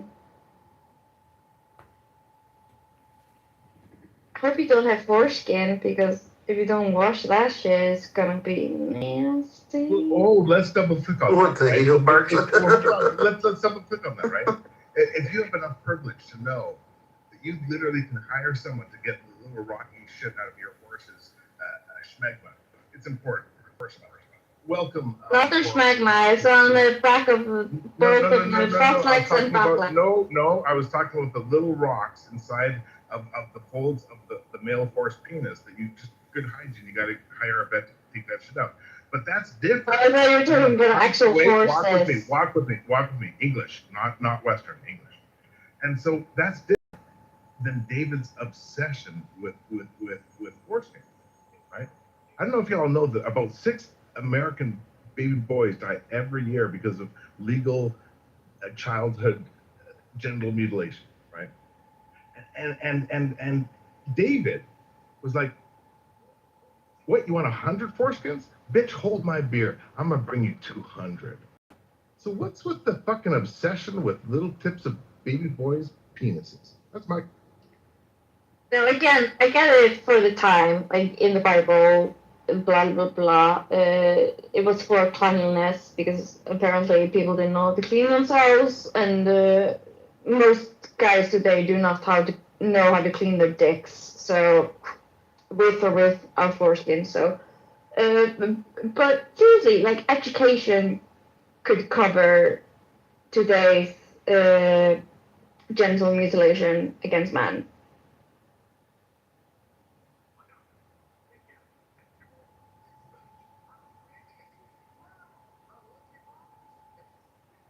DS3, you're watching television over there? We can hear it.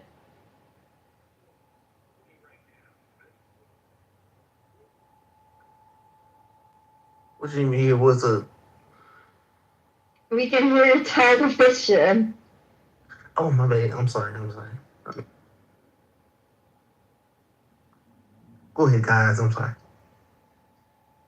Like, are you dudes, like, against or for circumcision? Like a general question, because here where I live, it's not a thing. People do not get circumcised. So I think I have like a equal pool of people not only from America. So what's your consensus? In the United States, doctors historically, at least in the 70s, 80s, and 90s, told people that it was more hygienic to be circumcised. And so I was circumcised without my consent. I think it's... I'm circumcised person. I think it's borderline child abuse to circumcise children for... I don't know. That's just me. Yeah, for hygienic purposes, because you can teach a boy to clean his penis, but like, I get it for a religious reason, like if you're a Jew, but so yeah, so Casey regrets it. The S3, do you regret your parents getting a circumcision? Not really. It was a good, I mean, it's better. I don't have to pull the thing down as much to clean the head, and it's more cleanly. You get what I'm saying? It's easier, yeah, I get it. But like, where I live, if I see a circumcised penis, it looks fucking weird. It looks like a mushroom, like. It looks like I think that's also a little bit harsh, because look, what you're talking about is exactly what appears when an uncircumcised, penis, like when the foreskin is pulled down, that's what you're seeing. So I think it's a bit harsh to say like, oh, that looks fucking weird. Can I ask you something, brother? Yeah. And I'm not saying it's horrible. Like, listen, everybody chooses everything, but like literally, like 6 or 7 little boys in America die because of genital mutilation because of religious practices. How is that wrong? Like it's illegal to cut off little baby clits, but it's legal in America to cut off and Canada to cut off little baby boy foreskins. Make that make sense to me. I can make that make sense to you. I find both abhorrent. So again, it's genital mutilation.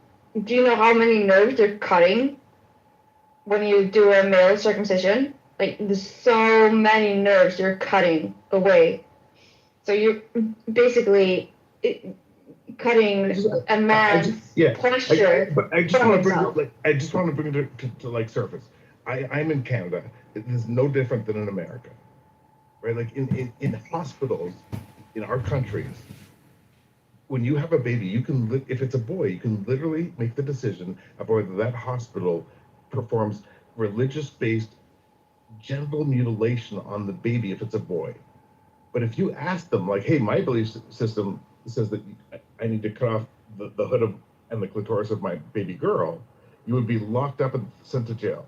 Make that make fucking sense.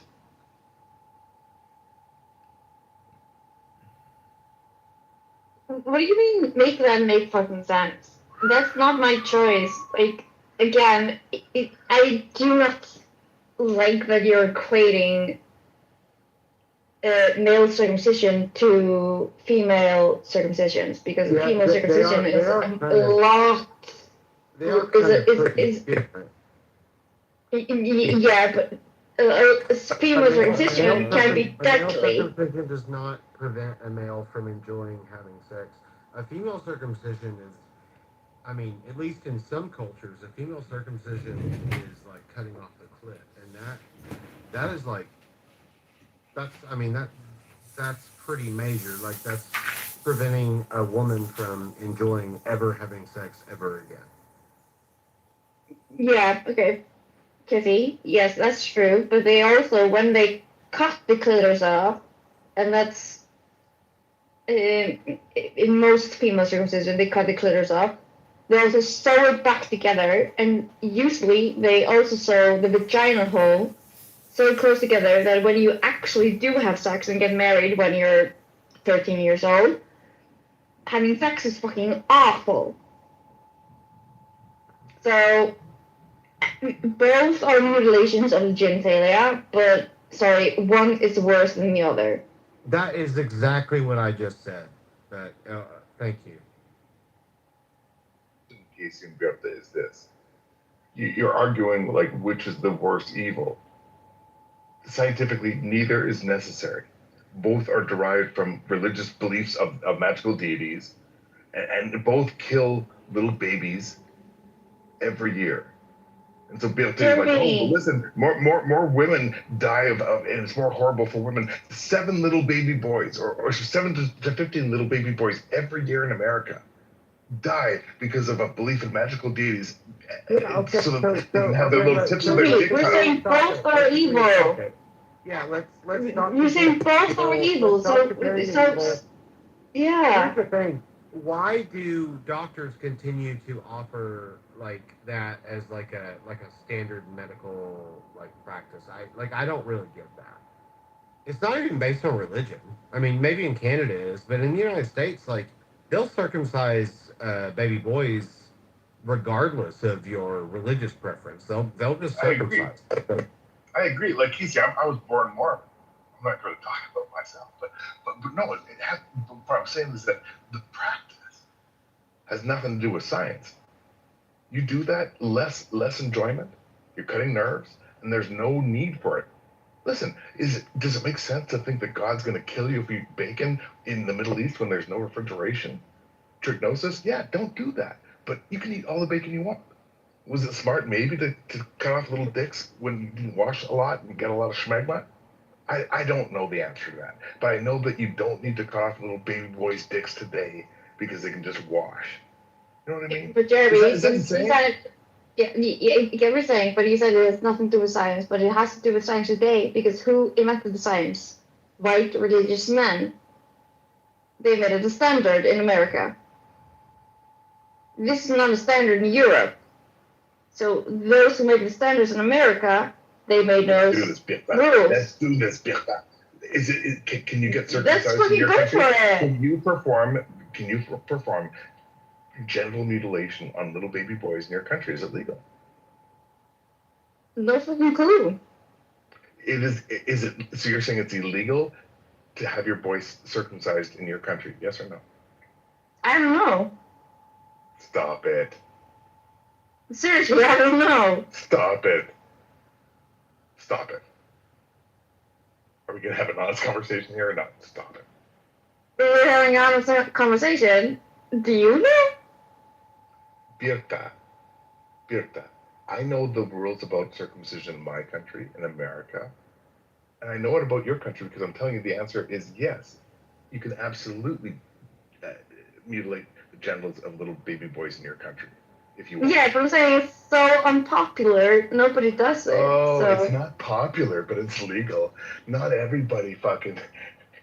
Yeah, so I didn't know it was legal. I didn't know it was legal. Seriously, I didn't. Jeremy, seriously, I didn't. Okay, what's the country in question, and then also why is this relevant? What's the country in question? Iceland. It's And why is Iceland. it so? And why is it relevant, Casey? Because the whole conversation is about, like, it's insane as humans that we have first world nations where it is legal to genitally mutilate little baby boys. And some of them think like, oh, but not girls.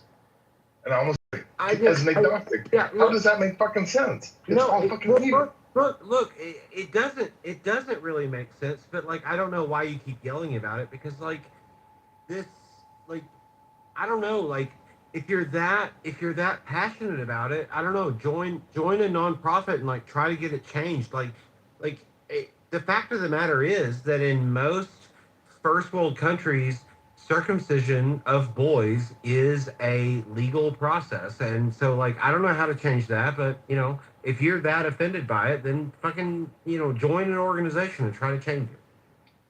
So Casey, can I ask you something, brother? If in your country it was equally acceptable to cut off the clitorises of little baby girls, would you be as emotional about it as I am? I'm just asking Casey a question.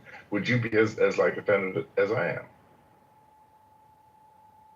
I already told you that I felt like my own genital mutilation was a violation of my rights as an individual. I just don't know how politically to change it. Now, I do feel like I would maybe be a little more driven politically to fight for the rights of little girls who are being who are having their genitals mutilated at birth or shortly thereafter, because to me, look, it both are genital mutilation, but they don't. To me, they're not equal amounts of abuse. To me.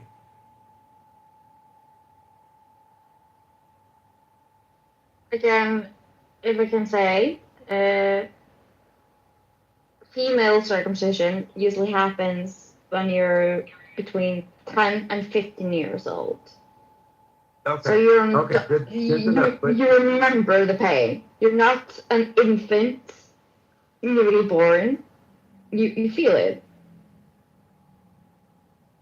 And usually it is scarring effects. It prevents you from enjoying sex. It does not do that to men. That sounds incredibly traumatic. Yeah, it is. It's illegal everywhere, but I think it's illegal. I think it's legal in some countries. I don't remember exactly, but it's really popular in countries in Africa, and they still do it even though it's illegal. So that's, I think, it's illegal to gently mutilate a girl. Yeah, so then it's not legal to gently mutilate a man. In answer to Cypher's problem, then I would say these countries should just fucking enforce the law. They should just enforce the law. Except that I guess he was saying that, well, in a lot of countries, the law doesn't prohibit genital mutilation of little boys. But I guess in my mind, like, it's not, I don't know, it's not exactly equal. Like, yes, it's terrible, but it's not exactly equal. No, and I agree with Casey. If he wants to change, then go ahead.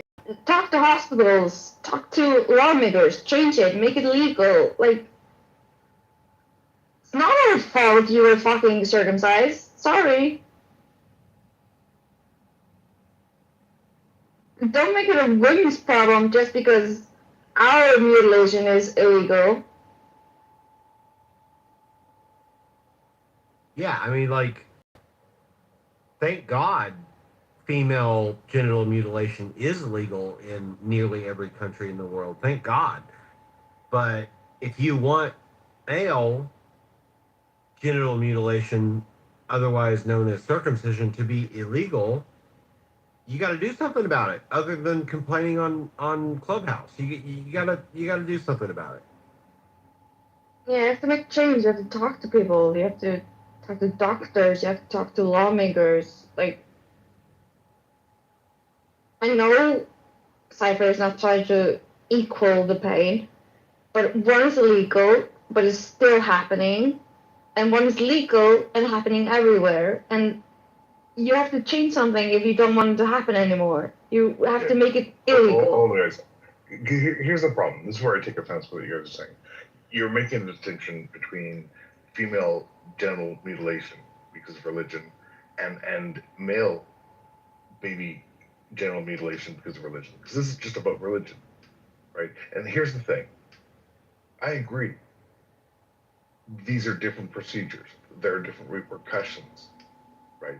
But the reality is that there are not a dramatic amount of women or men who are living a better life or are just living rather than dying because they got genetically mutilated as children, as babies. I don't know. Then go talk to some lawmakers. Let me land. I don't know that anybody was arguing from a point of religion. So I'm just. So Casey, let me ask you this. Casey, no. I'll respond to Casey. So Casey, let me ask this, because you said, hey, there's only a couple countries in the world that it's legal to genitally mutilate little baby girls. But you also conceded that there's a shit ton of countries, even BF does, where it is legal to say, hey, I'd like to choose to genetically mutilate my little baby boy. Right? And all I'm trying to submit is like, that is because of religious beliefs. That's because David had to collect 200 little foreskins. No, I wholeheartedly disagree. I don't think. Then tell me why. Tell me why it's okay for 7 little baby boys to die every year because of this circumcision thing. I'm not saying that's okay. Look, nobody's agreeing with that. I'm against genital mutilation, okay? But it's not from kids in Canada and the United States and other benefit for circumcision. What is the scientific benefit of circumcision other than religious belief?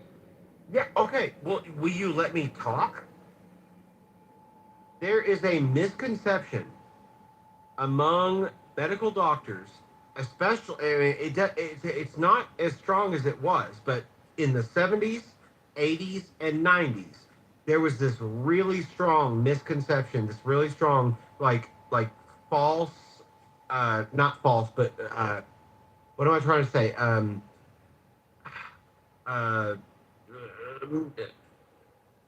What do we call it?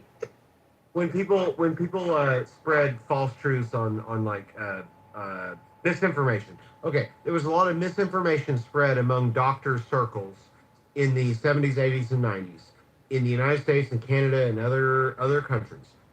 And they promoted, doctors, OBGYNs, obstetricians promoted the idea of circumcision because they thought that would contribute to a healthier lifestyle over the entire life of a male, human being. That was based on misinformation. That was not based on scientific truth. But that is why the practice continues, because and before you cut me off, also, when you look at pornography, you often see circumcised penises, and that also contributes to the preference of parents to circumcise their newly born sons. So those two things taken together in the United States and Canada and potentially other parts of the world contribute to little boys being circumcised. It's not religion. It's those two things that I just mentioned. It's normalcy of circumcised penises. Yeah, I get that. But exactly, like in Europe, we don't feel that. At least where I live. When I see a circumcised penis, I'm like, oh, okay. I'm kind of shocked because I'm like, if he's Icelandic, I'm like, okay, where did you get that done?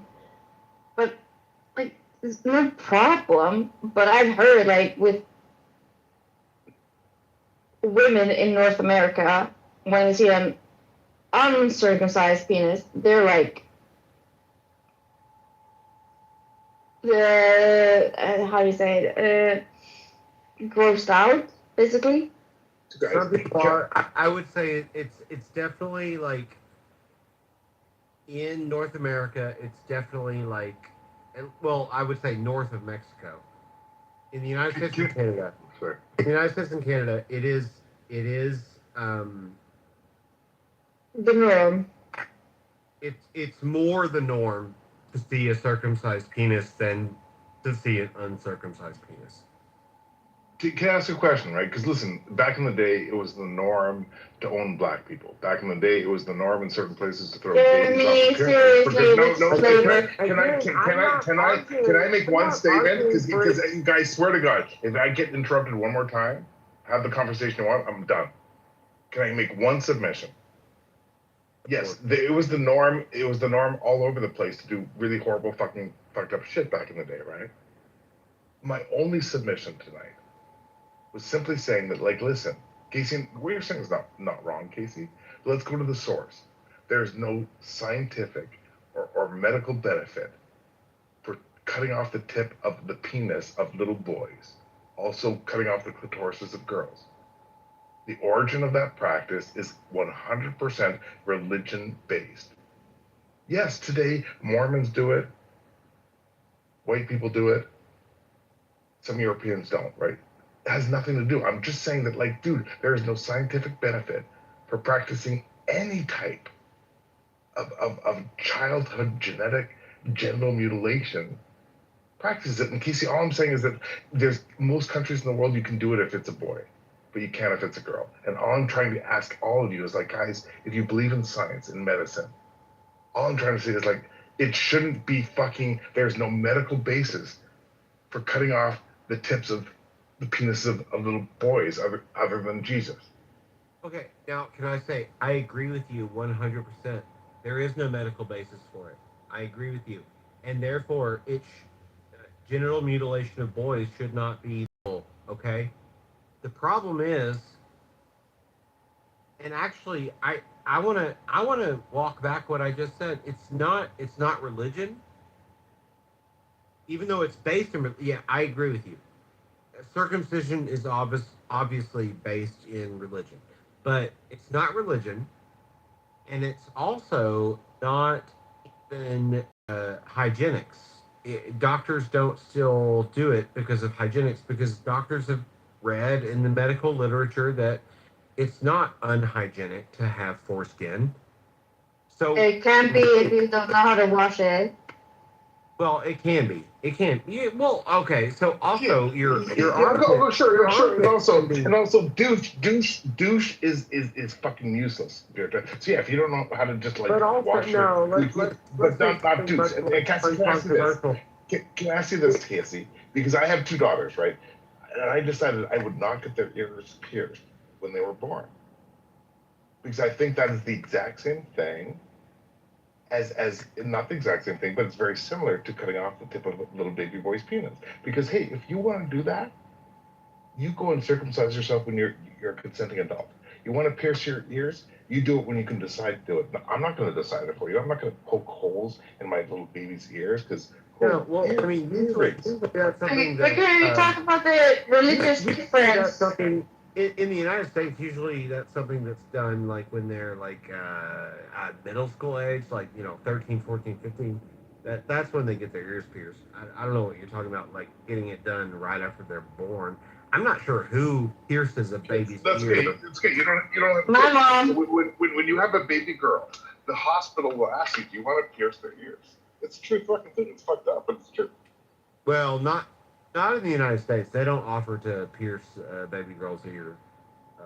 But anyway, but I want to finish my My ears were pierced when I was 10 months old. And I also want to say, Cypher, the religious differences between female genital mutilation and male genital mutilation are complete different.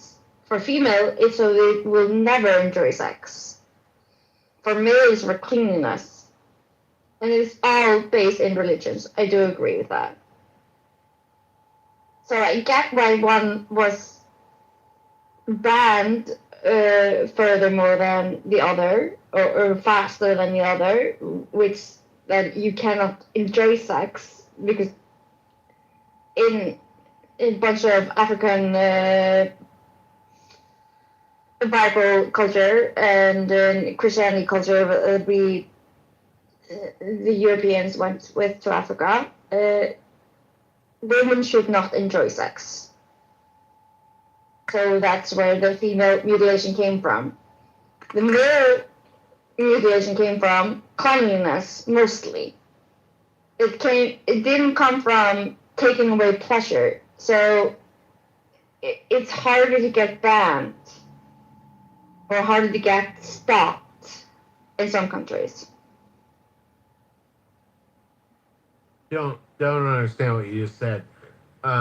My theory that I'd like to posit is that male circumcision is not about religion and it's not about hygienics. It's mostly in the United States. The main reason that people choose to get their baby boys circumcised, the main reason is because they feel like that is the normal thing to do based on pornography, based on what they're used to. They just feel like that's the normal thing to do. It's not about religion. It's not about hygienics. It's just they feel like it's normal. I think that's why most baby boys in America are circumcised. Period. End of story. Yeah.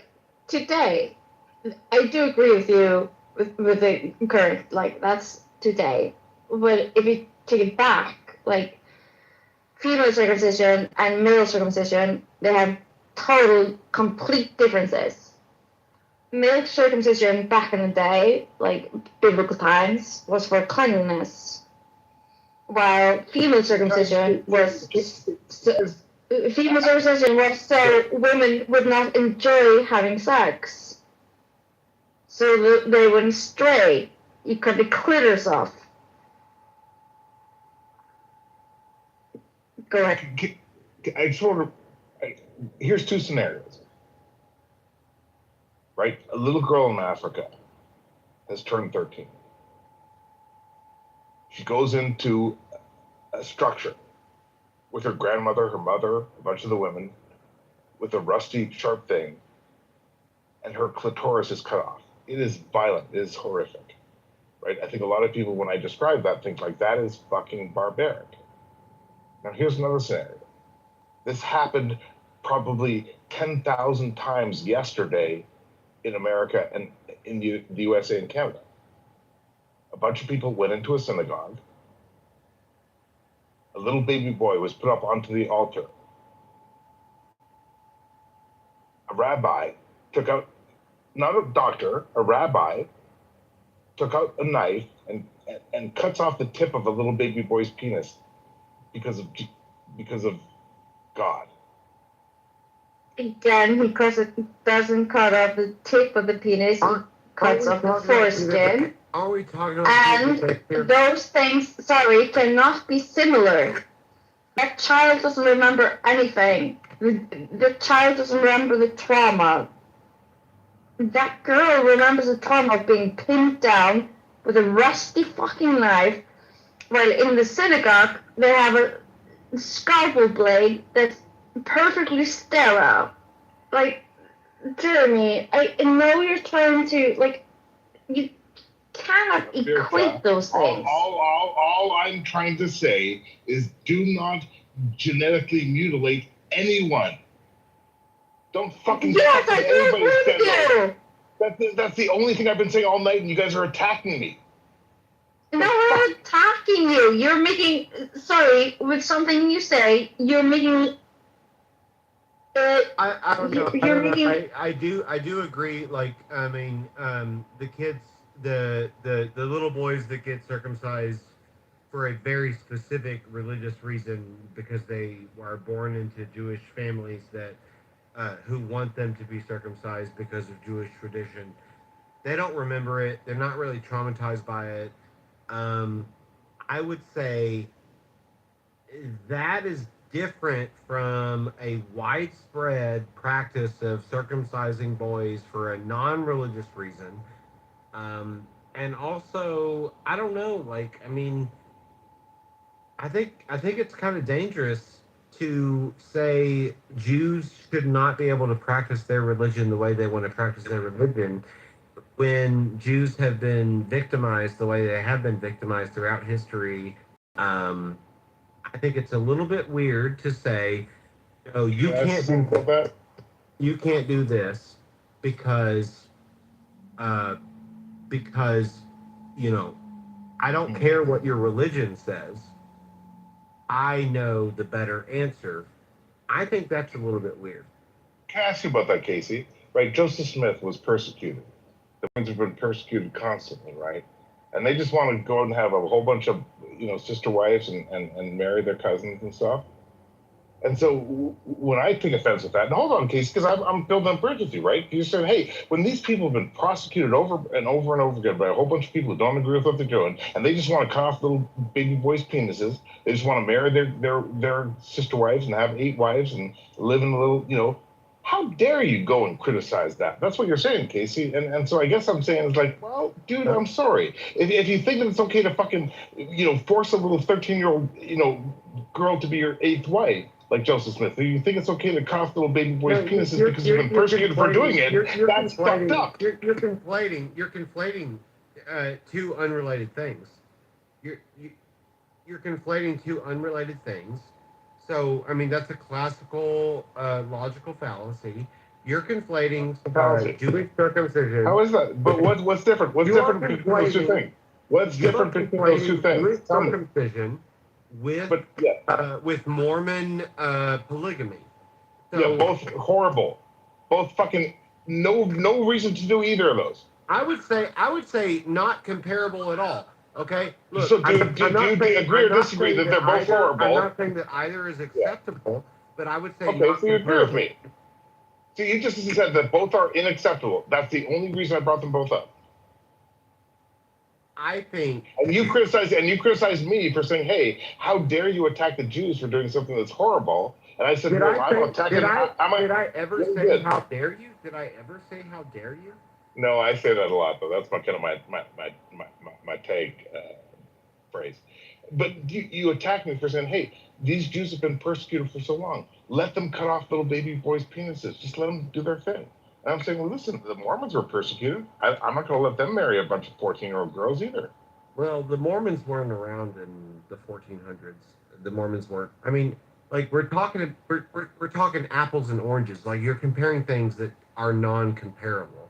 Do you understand what I'm saying? Sorry. By the way, I'm like a Chrome browser, and you're Netscape. I get that you're a normie, and so I'm sorry. Let me use fewer syllables and less nuance. Yes, Casey, I get that suggesting that cutting off little boys' penises can seem anti-Semitic.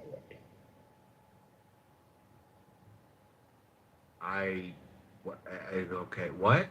Well, I'm sorry, what?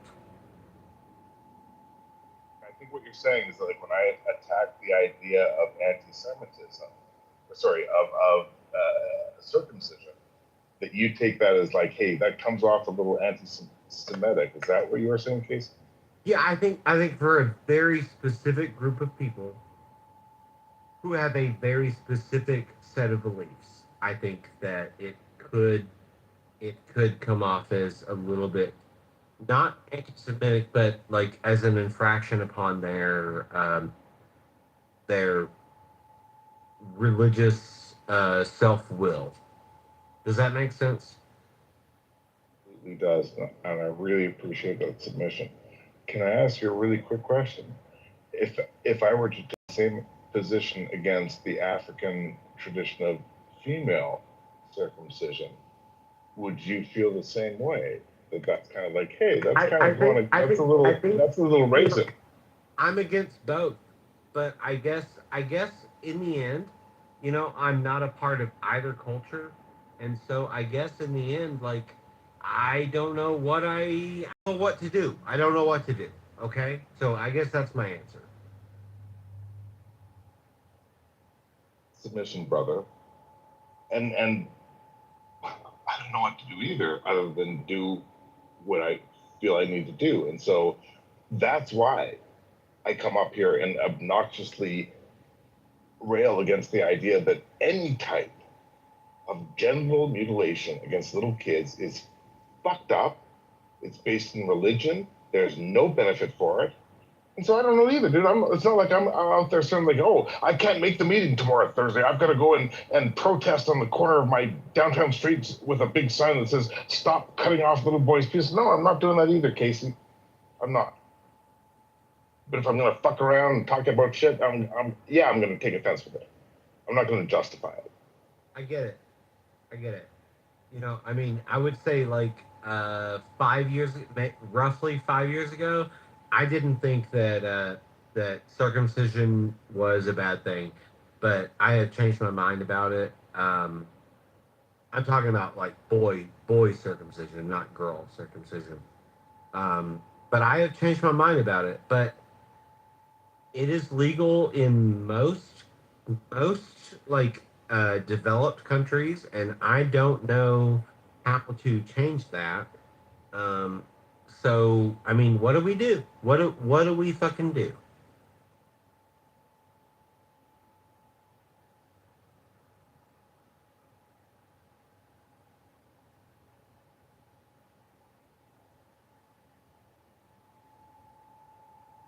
Actually, Germany tried to make circumcision illegal. You can look this up. There was a big court case in Germany tried to make circumcision illegal, and then there was a big backlash saying, "Oh, we are doing the same thing that they did during Nazi Germany. We're attacking Jews. You know." And so it's really hard to legislate stuff like this.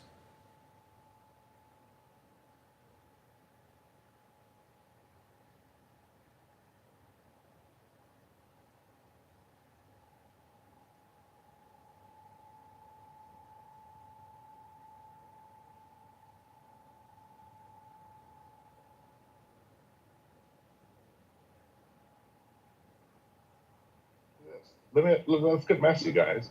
Let's get fucking messy. Y'all think I'm fucking creepy for saying don't fucking genitally mutilate little babies? How many of you fucking work in an industry? I don't know where that's legal. I don't know. No, Casey. Let me ask you, Casey. I don't know that anybody said you were creepy for that. Let's go to the fucking chat. Let's go to the fucking chat. Cat Cypher is just sounding creepy. Let's go to the fucking chat. Let's see. Who thinks it's fucking creepy for me to just say, hey, stop fucking cutting off the tips of little dicks of little baby boys. Some people work in a medical industry where that's fucking, they go in every day. It's like, oh, I'm coming in to, do my medical shit. Also, down the hall, they're cutting off tips of little baby dicks, and I'm cool with that. That's the industry I'm going to fucking join. But if this fucking piece of shit gets up here and says, don't generally mutilate little babies, he's a creep. He's a fucking creep. He's a fucking creep. Who's a fucking creep? Cypher, I just looked at the chat, and I don't see a lot of people advocating for mutilation of babies. I don't see a lot of that. So I'm not sure what you're so... I'm not really sure what you're so antagonized by. Oh, he's gone. I guess he's gone.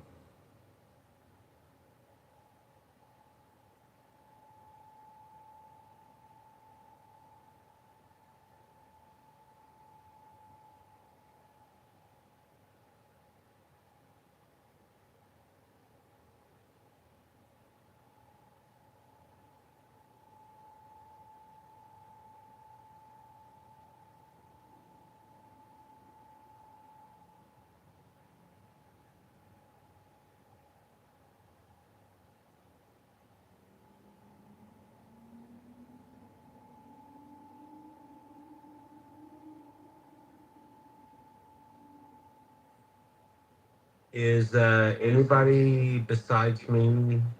I'm sorry. That was improper grammar. Brother, here. Is anybody beside me still here? I'm here.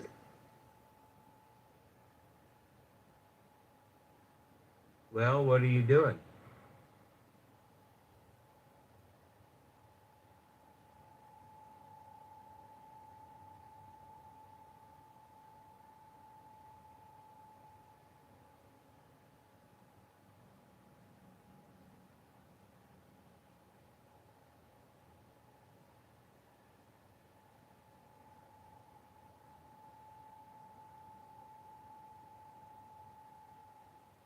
Well, I don't know.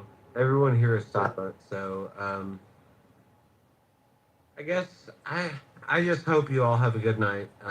I don't support genital mutilation of children in any way, and I hope that no one ever paints me to support that. But I also think that with boys, it's a little bit different. With girls, I kind of think that too. Um, I hope you all have a good night, and I will talk to you later, maybe.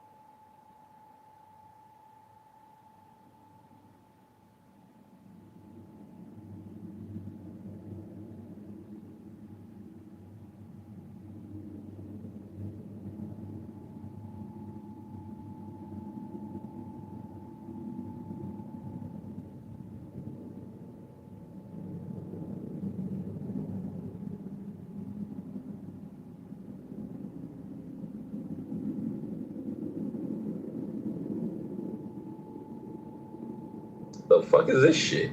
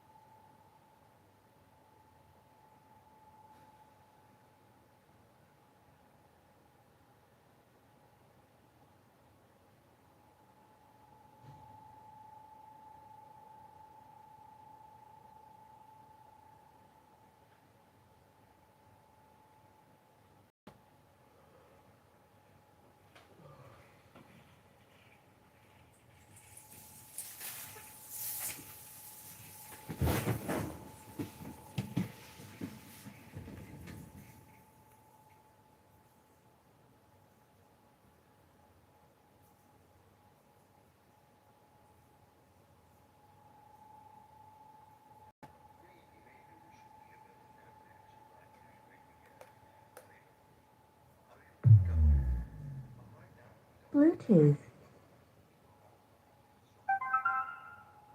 What to Big, I swear, Big, Everybody, the reason why he's doing I'm that going to is because speak he wants over to you, tell you that faggot. like these people are like Hebrew Because Israelites. I That's all the promise reason you, I why will, he wants I to will say take my fucking tomahawk and Yeah, cut yeah, his yeah. fucking throat from one end of the Oh my earth to God. the other. Yo, can And you chop fucking off? make him watch you bleed the fuck out. Yeah, yeah, And yeah. I'm gonna You'd love pour to do that to gasoline me, on your wouldn't you? fucking You'd love on to your do